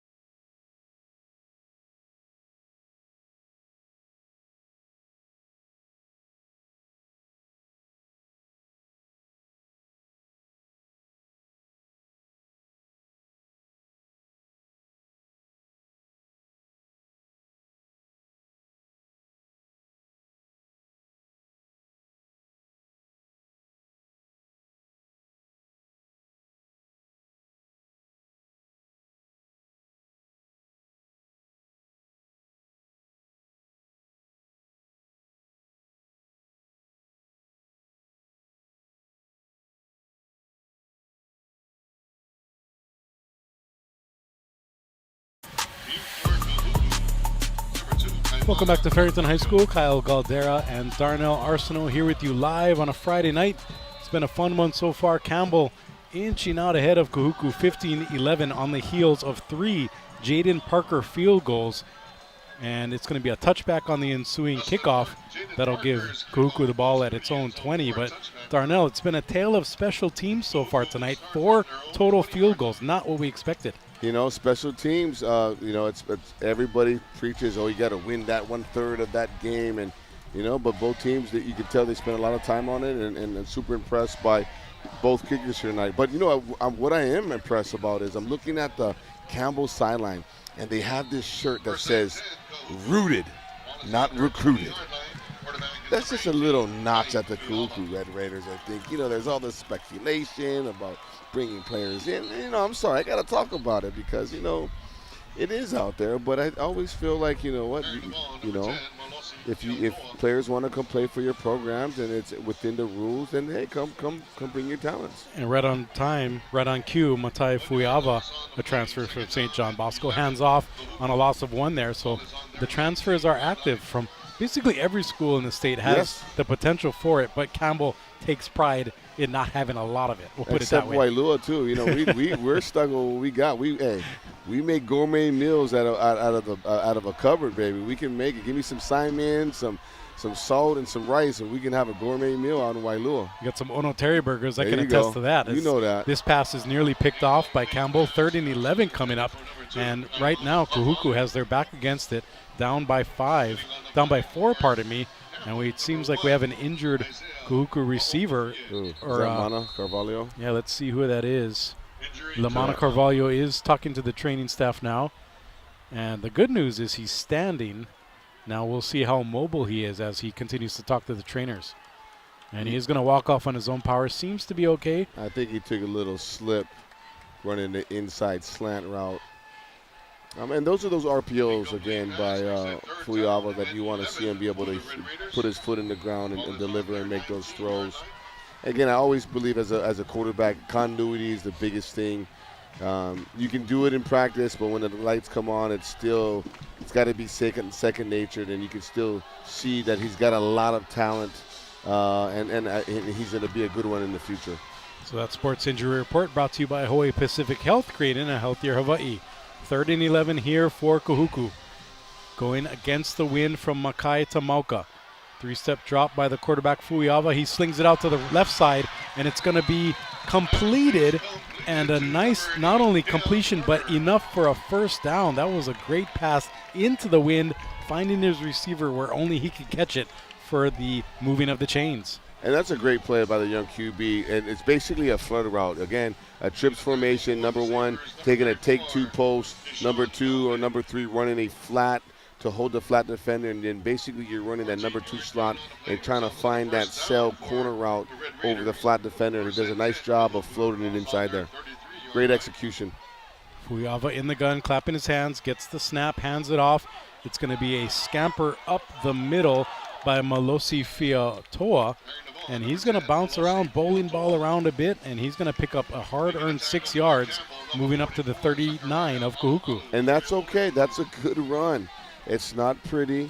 It gets you into second and manageable. You could run the ball again or throw it here, and you have a real manageable 3rd down. So great execution on first down for this Red Raider offense. So 2nd and about 5 coming up here. 1:45 left to go in the 3rd. Kahuku trailing Campbell 15-11, but looking to flip the score here. Fuiava gets the handoff, or the snap, and again the handoff goes up the middle to big number 10, Malosi Fiatoa. And he's going to plunge ahead for another 6 yards and gets another Kahuku first down. This is the Kahuku football we've come to know over the past couple of decades. And so far in this second half, they're really relying on the ground and pound offense. You know, I think Carvalho is making an in-game adjustment, saying, hey, I need to create better manageable down and distance for my young QB. And that's what you're seeing here again. Sticking to run on first down, have success, getting the ball out quick. Fuiava, 2 receivers to either side. This one is going to be another handoff. And I believe this is Joaquin. No, pardon me, it's number 35, Blake Allo. So a stable of running backs for Kahuku making its presence known here in the second half. Another 6-yard pickup gets Kahuku to midfield. Nice job by Allo understanding how to set up the counter scheme. Basically, we're going to pull a guard and tackle to the right side. We're going to go down with the offensive lineman, kick out the play side end, and pull and ream up on the play side linebacker. And Allo does a great job of following his blocks. 30 seconds left before the end of the 3rd quarter. We'll see if Kahuku can add another first down here. 2nd and 4 to go at midfield. Play action pass way too high for the receiver. Oh, and then the receiver chucks the defender. This one might be not only PI, but a personal foul.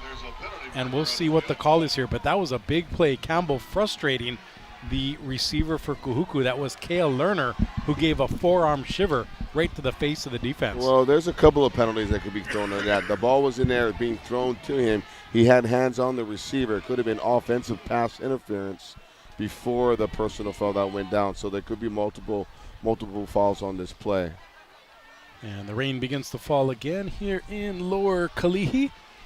Luckily, we have our trusty umbrella, and the wind picks up too. It's all the elements here on a Friday night. Real football. On an artificial turf field, by the way, but Exactly. close to real football. As the referee, Robert Victor, says after the play, personal foul, it is going to be an unnecessary roughness hit on Lerner. So that's huge because not only do they get the 15-yard penalty, but it's after the down. So now it becomes, instead of 2nd and 4, it's going to be 3rd and 19, just like that. Yeah.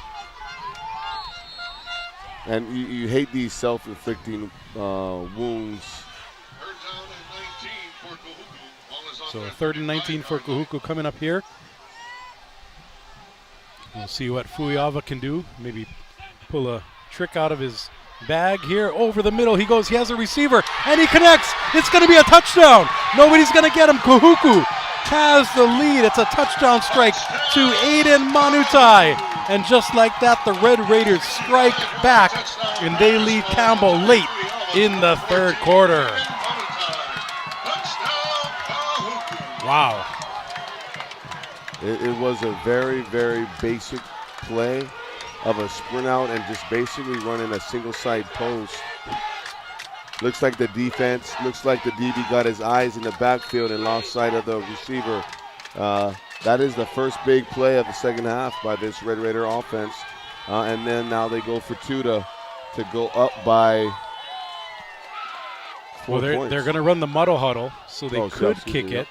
You never know with Kahuku. They're always pulling out the Yeah. tricks as they did on that last play, but they now line up for a traditional field goal. Carvalho setting up to hold. And Kahale Puna back to kick. The kick is up and knuckleballs wide. Oh, it's good. So a 3-point lead, 18-15.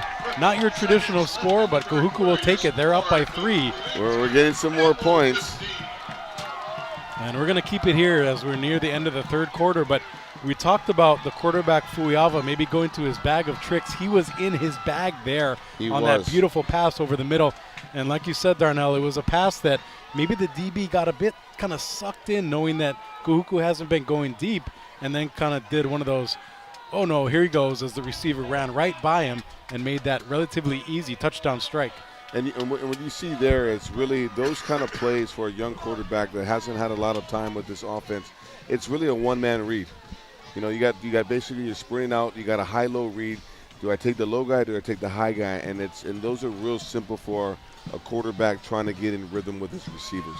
Some really well-executed play calling from the Kahuku coaching staff and better execution by Fuiava. And something to keep in mind, Campbell has settled for 3 field goals tonight, where Kahuku really only settled for 1, and they were able to cash in 2 other possessions. So that's how we got to this 18-15 margin. And you hit it right on the head. The Red Raider red zone defense is playing superior right now. And a short kick nearly out of bounds as Campbell fields it at the 31. And the receiver, is going to be pounded by the Red Raiders there. And now we have a bit of a scuffle breaking out, and we'll see if punches are thrown, as that's going to lead to an ejection if punches are thrown. Campbell trying to get some of its players off the field. That's number 46 being thrown off the field by the coach.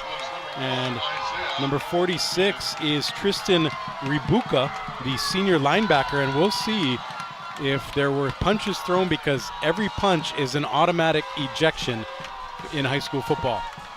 Yeah, right here, every player on both teams needs to understand, don't be that guy to hurt your team and jeopardize your chance of becoming the Open State Champion, OIA Champion, here today. I know emotions can be high, but you got to be disciplined here. And sorry to interrupt you, Darnell. I just want to give props to the officials there, not throwing a flag. They let the players sort it out. No punches were thrown.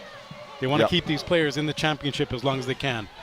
Sakapulatelli back under center, in the shotgun. 9 seconds left in the 3rd. Quick drop back, and that pass nearly picked off as it was behind the receiver, Alviar Costa.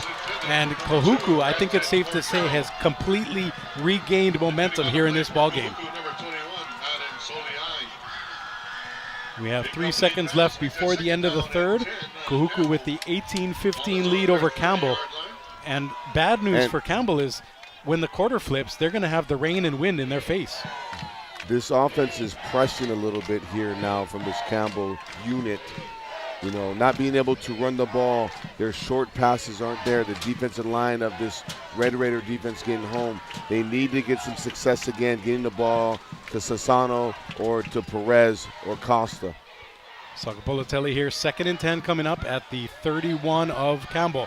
Sakapolatelli going deep. He has a receiver, but just outthrows him by about 1.5 yards. That was Alvira Costa, who, if he had maybe a few more inches of artificial turf under him, would have been gone for a touchdown. But that's football, a game of inches, and that's going to be instead an incomplete pass. And we have reached the end of the 3rd quarter. We have a great classic in the making here, folks. Stay tuned on the Hawaii Sports Radio Network. It's the OIA Open Division Championship live. Kyle Galdera and Darnell Arsenault.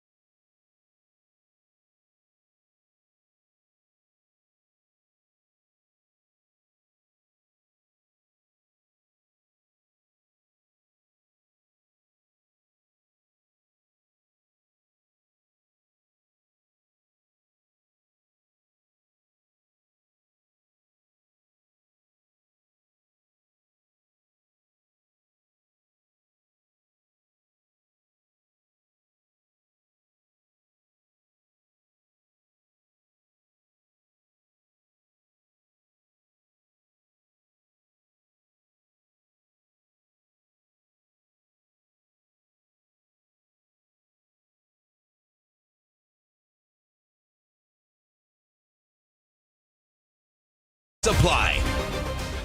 Welcome back to Farrington High School. We're in the witching hour here on Friday Night Lights. Darnell Arsenault joining me, Kyle Galdera, for the OIA Open Division Championship game.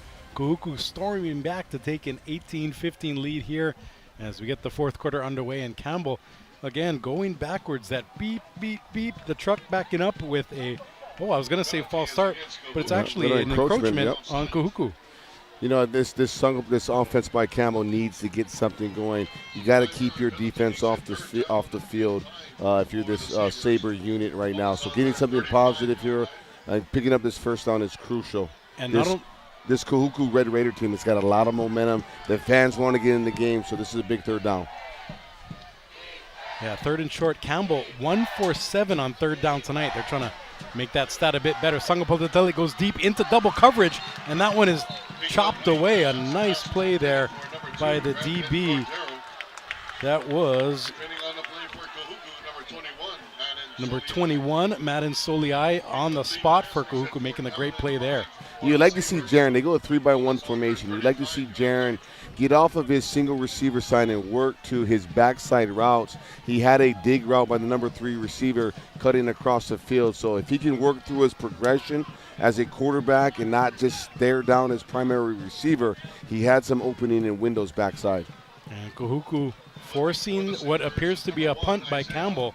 So a really good defensive stand there already with a 3-point lead here in the 4th quarter, trying to get the ball back and add to that lead.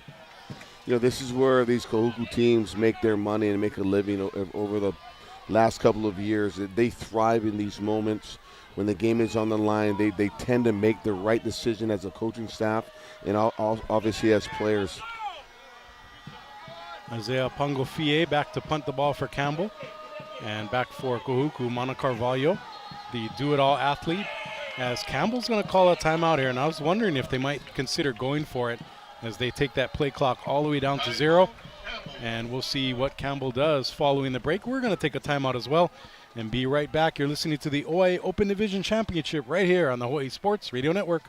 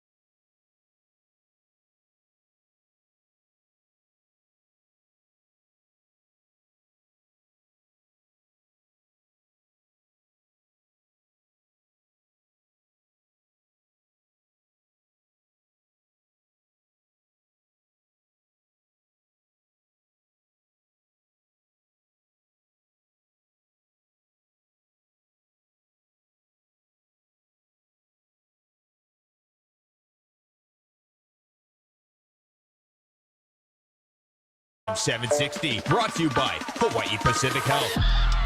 Back here live in the fourth quarter, Pongo Fie punts it for Campbell, and Mana Carvalho plays little cat and mouse. The ball was spinning to what looked like a stop, and then Carvalho picked it up and added 15 yards to where it stopped. So Kahuku, a great return there, gets field position in Campbell territory. And right now, Darnell, everything going Kahuku's way. What can Campbell do to reclaim the momentum and get back in this game? That could have been catastrophic. That was a high snap on the punt, and then a bad snap, and Mana Carvalho doing Mana Carvalho type things and bringing the ball past midfield. They need a stop here by the Sabres. They need to slow down this offense and hope to just give up a field goal or a punt here. Fuiava gets the shotgun snap, hands it off. Another big run up the middle. A nice gainer there by Malosi Fiatoa. And it looks like we're going to have another flag. Or no, they're just spotting the ball. Nice job by the by the Kahuku Red Raider offensive line, just running wing counter T, doing a nice job again off front side of the offensive line, going down, and really pulling that guard and the wing back and running a great counter play. And Kahuku going no huddle here, moving the ball quickly as they get another 3-yard gain. Oh, and now we have another mini scrap in the middle of the field. Players going at it. Looks to be one of the Kahuku linemen. And for Campbell, Antonio Castro, the linebacker, a little bit of extracurricular activity. Fortunately, no flags either way. This is playoff football here, Darnell, on a Friday night. Yeah, both these teams are playing hard. You can't let your emotions get to you right here. You don't want to be the guy, again, like we talked about, of hurting your team and getting a personal foul and getting yourself out of really good field position here. And Kahuku comes up, 3 receivers to the right. And moving quickly are the Red Raiders. Another handoff up the middle. Surprise, surprise. Kahuku doing what Kahuku does. Another, a 6-yard gain turns into a 10-yard gain. As number 35 plows ahead, that's Blake Allo. He's leading the way with 6+ yards per carry for the team and adds another 10+ there. Kahuku, a big first down deep into Campbell territory at the 24. Yeah, nice job by Kahuku. They bring in 11 personnel, which means they bring in a tight end attached to the tackle, and they're just basically running outside zone stretch, and the running back does a nice job of cutting against the grain and finding that cutback to the backside one technique. Fuiava claps his hands. Another run. That's 4 in a row, and another big gaping hole that Kahuku takes advantage of. That, I believe, was Allo again running up the middle for a gain of 7. And just like that, 10 minutes to go in this game. Kahuku looking to add to its 18-15 lead. All right, so now Campbell has got to make a decision. Are we going to stay with a too-high shell, or are we going to bring a defender down in the box? And really now we outnumber them with the gap scheme, because all Kahuku's doing is saying, hey, we're going to load up one side, and you're short in the box, and we'll keep running it. And Kahuku does just that. Another run up the middle. This one is going to be stopped, though. Kaisen Kupuka'a makes the nice undercut tackle. And he causes a 3-yard loss, and that'll bring up about 3rd and 4. So we'll see what Kahuku does here. I'm guessing run. And that's what you had. You end up having like a 3 buzz. They buzz that strong safety down and take the hook to curl.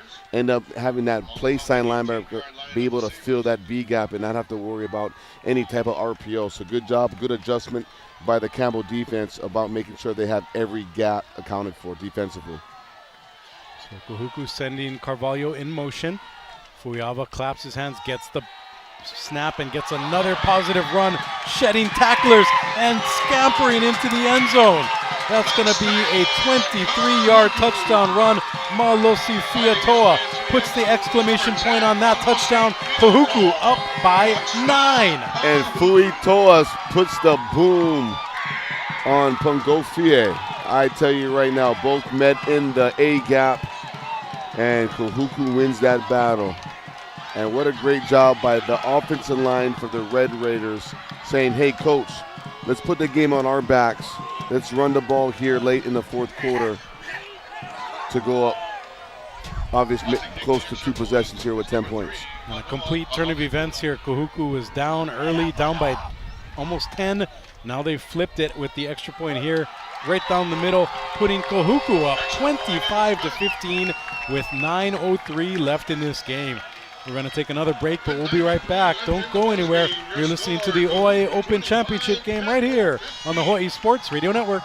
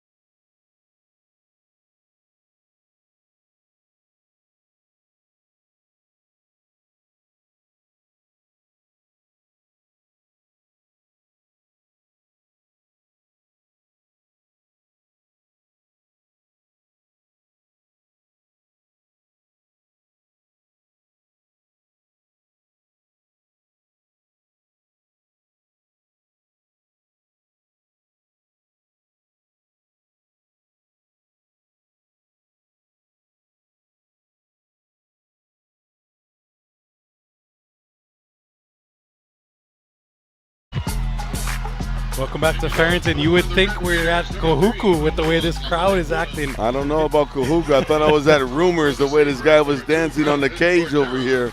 Taking it way back on a Friday night. Kyle Galdera and Darnell Arsenault, the Friday night dance party if you're a Kahuku fan. 25-15, the Campbell lead. And Darnell, flashback to last week. Campbell's been here before. Yes. They were down 28 to Kapolei and came all the way back. Composure, hold it together. Let's keep playing. Give ourselves a chance, but that clock's winding down. This offensive unit needs to make some plays for Campbell. Abong Perez has the return for Campbell. Kahuku does a good job corralling him right about the 30, make it the 35-yard line. And again, more pushing and shoving after the play. And it continues. The referee's got to get in there and break it up. They do. Nice job there by Robert Victor and the crew. And this game is intensifying with every play, Darnell. Everybody's on their feet. This is intense right now, and it's for all the marbles, man. Both these communities love and breed football, and it's good to see kids are playing hard. And now it comes down to execution on both sides of the ball. You know, obviously, Campbell has struggled here in the second half, only putting up 3 points. It's really going to fall on Sagapulitelli's hands right now. I think their best formation is 2-by-2 sets. If he can move off of front side, his front side progression and work his eyes and manipulate defenders, he's got some really big windows backside. And on that run back, it's going to be a holding penalty Yeah. on Campbell. So things going from bad to worse, as now, instead of the 35, they're going to set up shop at their own 10-yard line with 8:52 to go in this game. You saw Kahuku's offense have success on first down. That was the key to that scoring drive. Let's see what Campbell can do on this series. Sagapolutele back in the shotgun, trips to the right side. The left-handed quarterback backs up, now whips it to the running back Sonsano. Sonsano makes another man miss, makes two miss, and he scampers ahead for what is a 9-yard gain. Sonsano has all the right moves tonight. Sonsano is one of those high school players that you wish you had 10 of them. Really tough kid, good in space, understands about receiving the football. He's a really quarterback-friendly slot and running back. Great ball by Sagapolutele on first down. Again, that's that positivity on first down to create these second and shorts where now you can go take a shot. And guess what? Sonsano's only a sophomore, so he has, luckily, fortunately, hopefully he'll be healthy, but he has a long Campbell career ahead of him. We'll see what happens in the portal, huh? I shouldn't say that. Rooted, not recruited. There Come you on, go. man. Yeah, you're right. 2nd and 2 for Campbell here. Sagapolutele dancing, and he wings it underhand. Fortunate not to be sacked in the end zone there. And there is a flag. Are we going to have intentional grounding? There was a receiver there. They ended up running a mesh route. The mesh took a little bit longer, and I think both receivers kind of ran into each other. Usually you have a guy that sets the mesh and one that comes underneath. It just took a little bit longer than it needed to. Kahuku is starting to win, again, those one-on-one battles in the trenches, which can create a lot of havoc for this offensive line. And this is going to be an interesting call because if the referees do deem intentional grounding, Lost it down. Not only loss of down, but a loss of 5 yards, which in this case would be half the distance and put Campbell inside their own 5-yard line. And the flag, let's see. Robert Victor making the call here. Oh, illegal procedure. Looks like not enough men on the line of scrimmage. So Kahuku will take the penalty and move them back. So it's going to be 2nd and long at the 3-yard line of Campbell. Having played against Kahuku and coached against Kahuku, these are the moments that this defensive staff, the Soliais, Maddens, you got this is where they thrive. Put pressure on the quarterback, get a shirt turnover, and turn it into points. Campbell needs to be very careful here. And now it's Kahuku playing that zone defense, really tempting Sagapolutele. The left-handed quarterback dances, throws it over the middle. That's been his bread and butter tonight. Rustin Abang Perez takes the slot pass and at least gets back to the original line of scrimmage. 3rd and 10 coming up here. You got to punt the ball here. 4th and 10. Yeah, you got to punt the ball. As much as you're playing the clock here, you can get yourself, you're down 10 points, and they're going to get great field position here. And I think this is where Kahuku is at its best. Now they can use their physicality up front and let's start to pound the ball a little bit. Great job of this Kahuku Red Raider team of really just staying the course, weathering the storm, and staying true to what their convictions are about running the ball, playing sound defense, and not making the big turnover. Yeah, literally weathering the storm as we've had rain showers, we've had wind gusts, our notes, and we got it. Everything We're else working is through it. Swiss cheese here, but you know what? We got it. Yeah, we know. Campbell, are they going to take a delay of game here? Oh, the wheels are falling off right now. You hate to see it. This Campbell team has been through so much. And that's sometimes that you got to think about as a coach too. And normal fans, you don't really think about this, is the emotional drain that it has on a young team, on a football team, about what they went through last week to this week. You go to the highest of highs and you hit this peak, and then now you're coming down. So, and we have another penalty, a false start penalty. So a delay of game moved Campbell to its own 5, and now the false start will move it to its 2.5.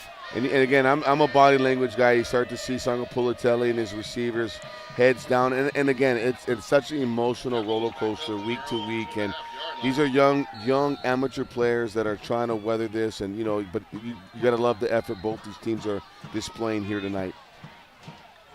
So we'll see what Campbell does. They're going to call a timeout here. That's a valuable timeout that they're going to burn here as they talk it over. Coach Darren Johnson is animated as he's trying to get his team to line up in the right spot. And we're going to keep it here during the timeout. and remind you that OIA Sports on HSRN is brought to you by Hawaii Pacific Health. Hawaii Pacific Health takes the team approach to providing the expert care you need when and where you need it. Together, we are creating a healthier Hawaii. And it's definitely been a healthy effort from Kahuku. They weathered the storm of Campbell in the first half, and here they are playing vintage Kahuku ground and pound on the offense, and then a tenacious defense to really take control of this game with a 25-15 lead.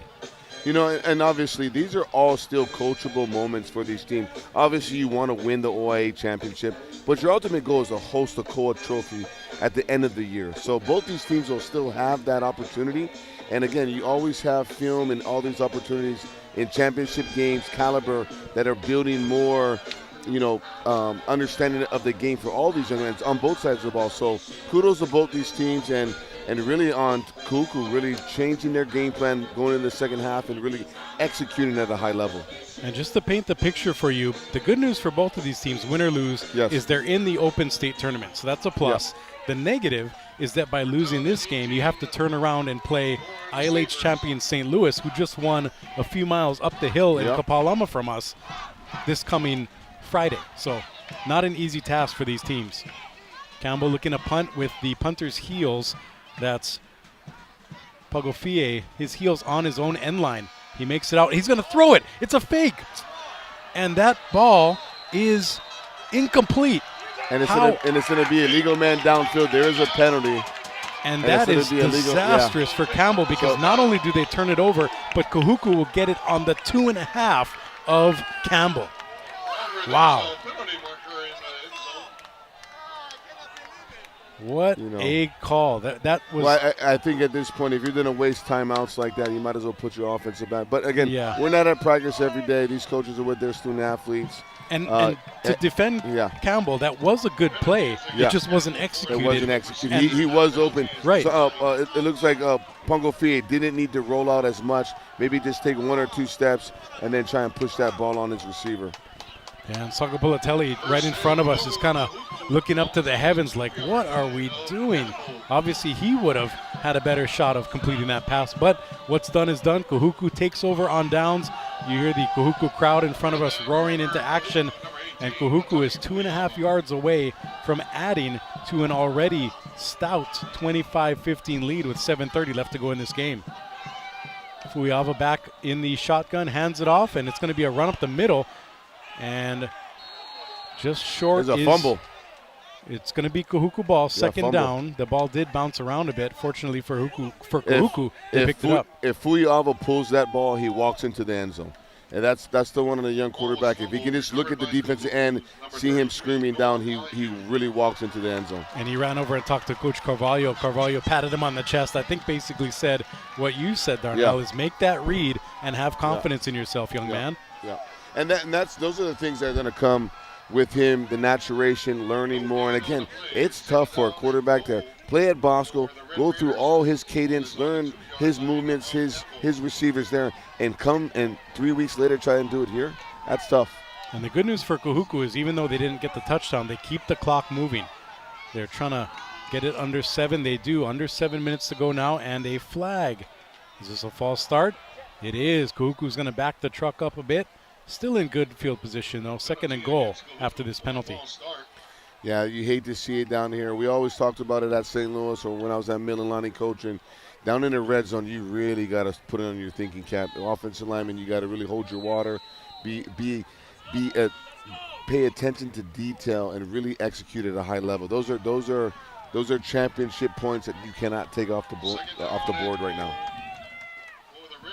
So we'll see what Kahuku does here after a little bit of adversity, but still in very good striking distance. Up by 10, 25-15, and more importantly, the clock continues to salt away in favor of the Red Raiders. Fuiava in the gun, hands off again, up the middle. Campbell's ready for it. And they take down Blake Allo for a loss. We'll call it a no gain on that play, but more importantly, 3rd and goal coming up here from the 8-yard line of Campbell. This is great coaching by Carvalho. Hey, we're up 2 possessions. We're going to kick a field goal, making you have to score 2 touchdowns versus on us. And, we're going to take the game and not allow your quarterback to make a mistake. And sometimes you got to protect players from themselves. you're in a great position down here to run the ball, eat up some clock, and then kick a field goal, obviously. And I'll take it a step further, Darnell. Not only that, but you also get to hold on to some of those plays that you might use in the state tournament and keep those off the film. Yeah. To Fuiava here, 3-step drop, open, and he says, you know what, take that conservative action, Darnell. I'm going to throw a wide open touchdown pass to my guy in the corner for a quick 6. Kahuku dominating here tonight, up by 16. You know, Kahuku does a really good job of executing his back shoulder fade. The Campbell DB, the splits by Mono Carvalho was so wide that the DB played almost 3-4 yards inside, thinking that, hey, I'm going to get some type of slant route, which is normally you line up outside the numbers, I'm going to get an in-breaking route. Mana does attack him with a little jab inside and runs a little bit of a burst fade, and great execution by the young QB. And I really like that Coach Carvalho, when his young quarterback came to the sideline, he patted him on the chest and said, that's you. You made that call. You made that play. Yep. And inspires his quarterback. And Kahuku going for 2 again. Marno Carvalho has it. Can he add the 2-point conversion? He's dancing. He's going from the right. Now tries the middle. And he is just short of the goal line. However, it's still a big play. Kahuku up now 16 points, 31-15. And Campbell has their backs against the collective wall here, down by 2 scores and 2 2-point conversions, and that's just to tie it. Yeah, you know, it's an uphill battle, but, you know, nothing. You got to finish. As long as I've been coaching and playing this game, you keep playing and you keep coaching until it's 0-0 on that scoreboard. I've seen a lot of crazy things. We've seen a Hail Mary versus the Bears and the Washington Commanders a few weeks ago. It's never over until it's over. But, you know, you want to see this Campbell offense executing, try and get some momentum, because you don't want to be struggling going into the state playoffs. And we'll see. There was a flag on the play. We'll see what happens here, as it looks like Kahuku's on the field. And they are going to waive the penalty off, so the 2-point conversion is no good. And the score remains 31-15 in favor of Kahuku. It has been all Red Raiders in the second half. Closing time for the Red Raiders. We'll see if they can indeed close out Campbell, or if Sakapolutele can lead his team to another come-from-behind win tonight.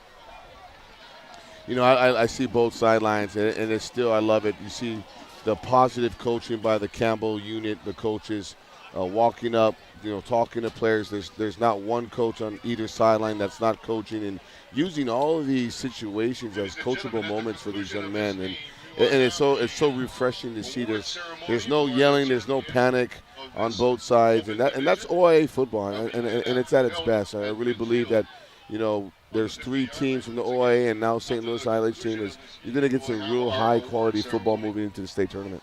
And again, I don't want to make it like this game is inconsequential, because obviously you want to win the OIA, yes, and you want the top seed. However, you get into the state tournament if you win or lose. So now for Campbell, I think to your point, Darnell, is you go all out, you try to win it. But if not, you come back in a week and you play St. Louis and you try to get that victory that way. So not all is lost. However, this is gut check time. We'll see if Campbell has that intestinal fortitude to get it done yet again. Kahuku kicking from left to right, Mauka to Makai here at Skipadias Field on the campus of Farrington High School. And the war chant has begun. The Kahuku Red Raider fan base is like no other. Talk about instant intimidation, as this red wave is speaking right to the backs of the Campbell Sabres as this kickoff is fielded and fallen upon by Campbell.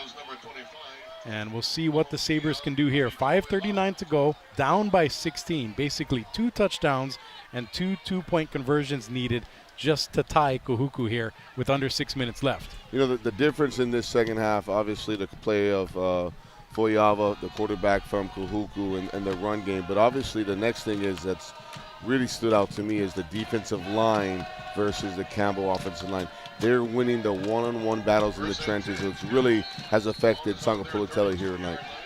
And Kahuku obviously going to play somewhat of a zone/prevent type defense where they'll be okay giving up yardage.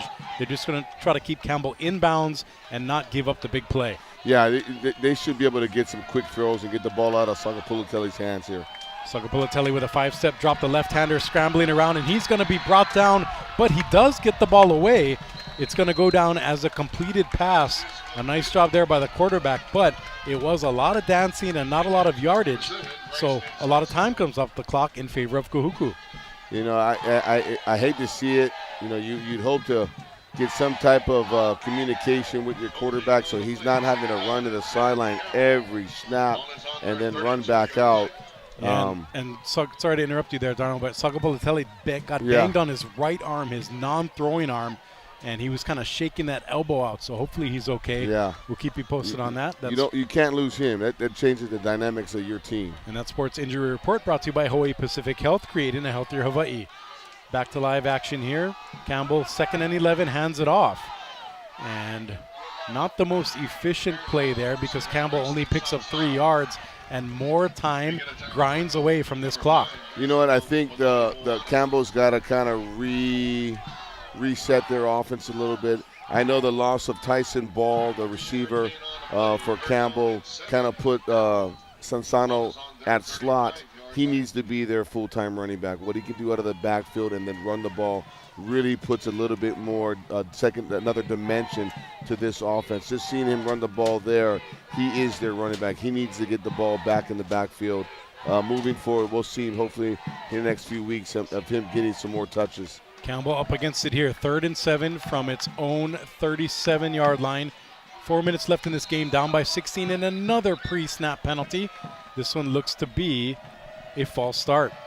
Yeah, this is when you got to dig deep as a Sabre. You got to dig deep and try and finish this game off. Right now, this Kahuku Red Raider defense is playing with a lot of swag.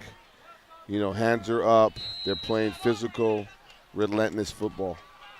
Yeah, you can tell that winning culture is still there in Laie, the 3 times defending state champion. And you hit it on the head. Playing championship caliber football year in and year out, it is something. Sagapolatelli drops it off to Sansano, who dances yet again. Another penalty flag, though. We'll see what that is. It's going to be holding. I believe it was their right tackle, held number 5 on the top there. Again, this defensive line in space, pinning their ears back. You know, knowing that there is no run, they're getting home. And we'll see here what Kahuku elects to do. Are they going to take the yardage or make it a 4th down play coming up here? Personally, I would take the yardage and just keep taking time off the clock. Yeah. And they are going to do that. The clock's going to run anyway, right? On the reset. Correct. It's going to be 3rd down and about 22 from the 20-yard line of Campbell. 3:34 on the clock right now, but it will run. 3:30 now left in this ball game. Campbell trailing by 16. And to be honest with you, that's why Kahuku plays these teams, the Boscos and the Bishop Gormans in the modern days. It's to be game ready, game tested. Understand that they were down in games, and you got to keep playing and finding ways to get it done. And so kudos to this Red Raider unit and this team for sticking with it. Back to live action here. It's going to be a Sansano run. Basically, Campbell waving the white flag as Kahuku makes another tackle for loss and loses 10 more yards. I think it's safe to say Kahuku has this one tied up as the fans in front of us celebrate. We are under 3 minutes, and Campbell will punt it away, essentially saying, Kahuku, congrats, you are the OIA champs. Yeah, this is a tough one. Campbell didn't play their best football today. We talked about it during the break. A championship caliber program like Kahuku, you can't give them an inch. When you got an opportunity in the first half to score touchdowns, you got to score those touchdowns. You can't come out of there with 9 points and 3 field goals. You gotta put them. You gotta score touchdowns, and you gotta make them do things that they don't want to do. Tonight, Kahuku dictated the pace and the play in which Campbell had to play in. And even though Kahuku's the 3-time state champion, as this ball is snapped out of the end zone, that's going to be a safety, putting the icing on the cake for Kahuku as they go up by 18. But just to finish my thought, Kahuku is the 3-time defending state champ, but they lost the OIA to Mililani last year. So This is a nice feather in the cap for Kahuku, not only trying to continue their state title run, but now seemingly, unless something crazy happens in this last 207, seemingly going back on top of the OIA Open Division, which is a huge accomplishment in its own right. And there is something about playing and winning an OIA and having that taste in your mouth. It works in both ways. Winning, it masks a lot of the things that you're not good at or whatnot. And then sometimes when you lose a game like this, it reveals kind of who you are, and you get to go back to the drawing board. Maybe they should have lost. Campbell should have lost last week. They got away with one, but they get tonight. They hit a little bit of reality, but they get to look themselves in the mirror, knowing that they get another opportunity next week to play in the state tournament. And it's when you keep playing, you lose, you go home. And so let's play it out as if this result is going to hold, which we think it is. Kahuku up now by 18, 2 minutes to play. Kahuku will face the winner of Mililani Kapolei in the 1 versus 4, and then Campbell will play St. Louis in the matchup of 2 versus 3. So 2 very good state tournament semifinal Open Division games coming up a week from tonight at Mililani High School. Just think about those 2 teams, St. Louis and Campbell, playing. I think they both got 2 stud quarterbacks, both playing well. They got a young slot running back, Lackadin, out of St. Louis. That is George Ornalis S. For all those St. Louis Crusader fans out there. But it's going to be a great state tournament. And again, I'm going to tell you right now, if Kapolei is healthy and their main guys are healthy, that Mililani Kapolei game is going to be a hell of a game. So let's put your prognostication hat on. Let's say we'll just keep it Kapolei Mililani winner versus Kahuku, and then Campbell versus St. Louis. Who are your 2 winners out of those matchups? I think St. Louis, of everything that they've gone through, and they've kind of, but they're gearing up and they're playing some of their best football right now. And so I believe that game might be close, but I think they're going to do a good job of. Oh, what's going on here? Oh. Mono Carvalho gets the kickoff after the safety, tries a bit of cat and mouse. He looked like he was going to take a knee, and then he bursts ahead, getting into Campbell territory. A little final jab. Kind of threw me off a little bit. After the knockout blow. No, I wouldn't mind seeing a St. Louis Kahuku in the finals. I think that's got a little, a little juice to it. It's got a little history.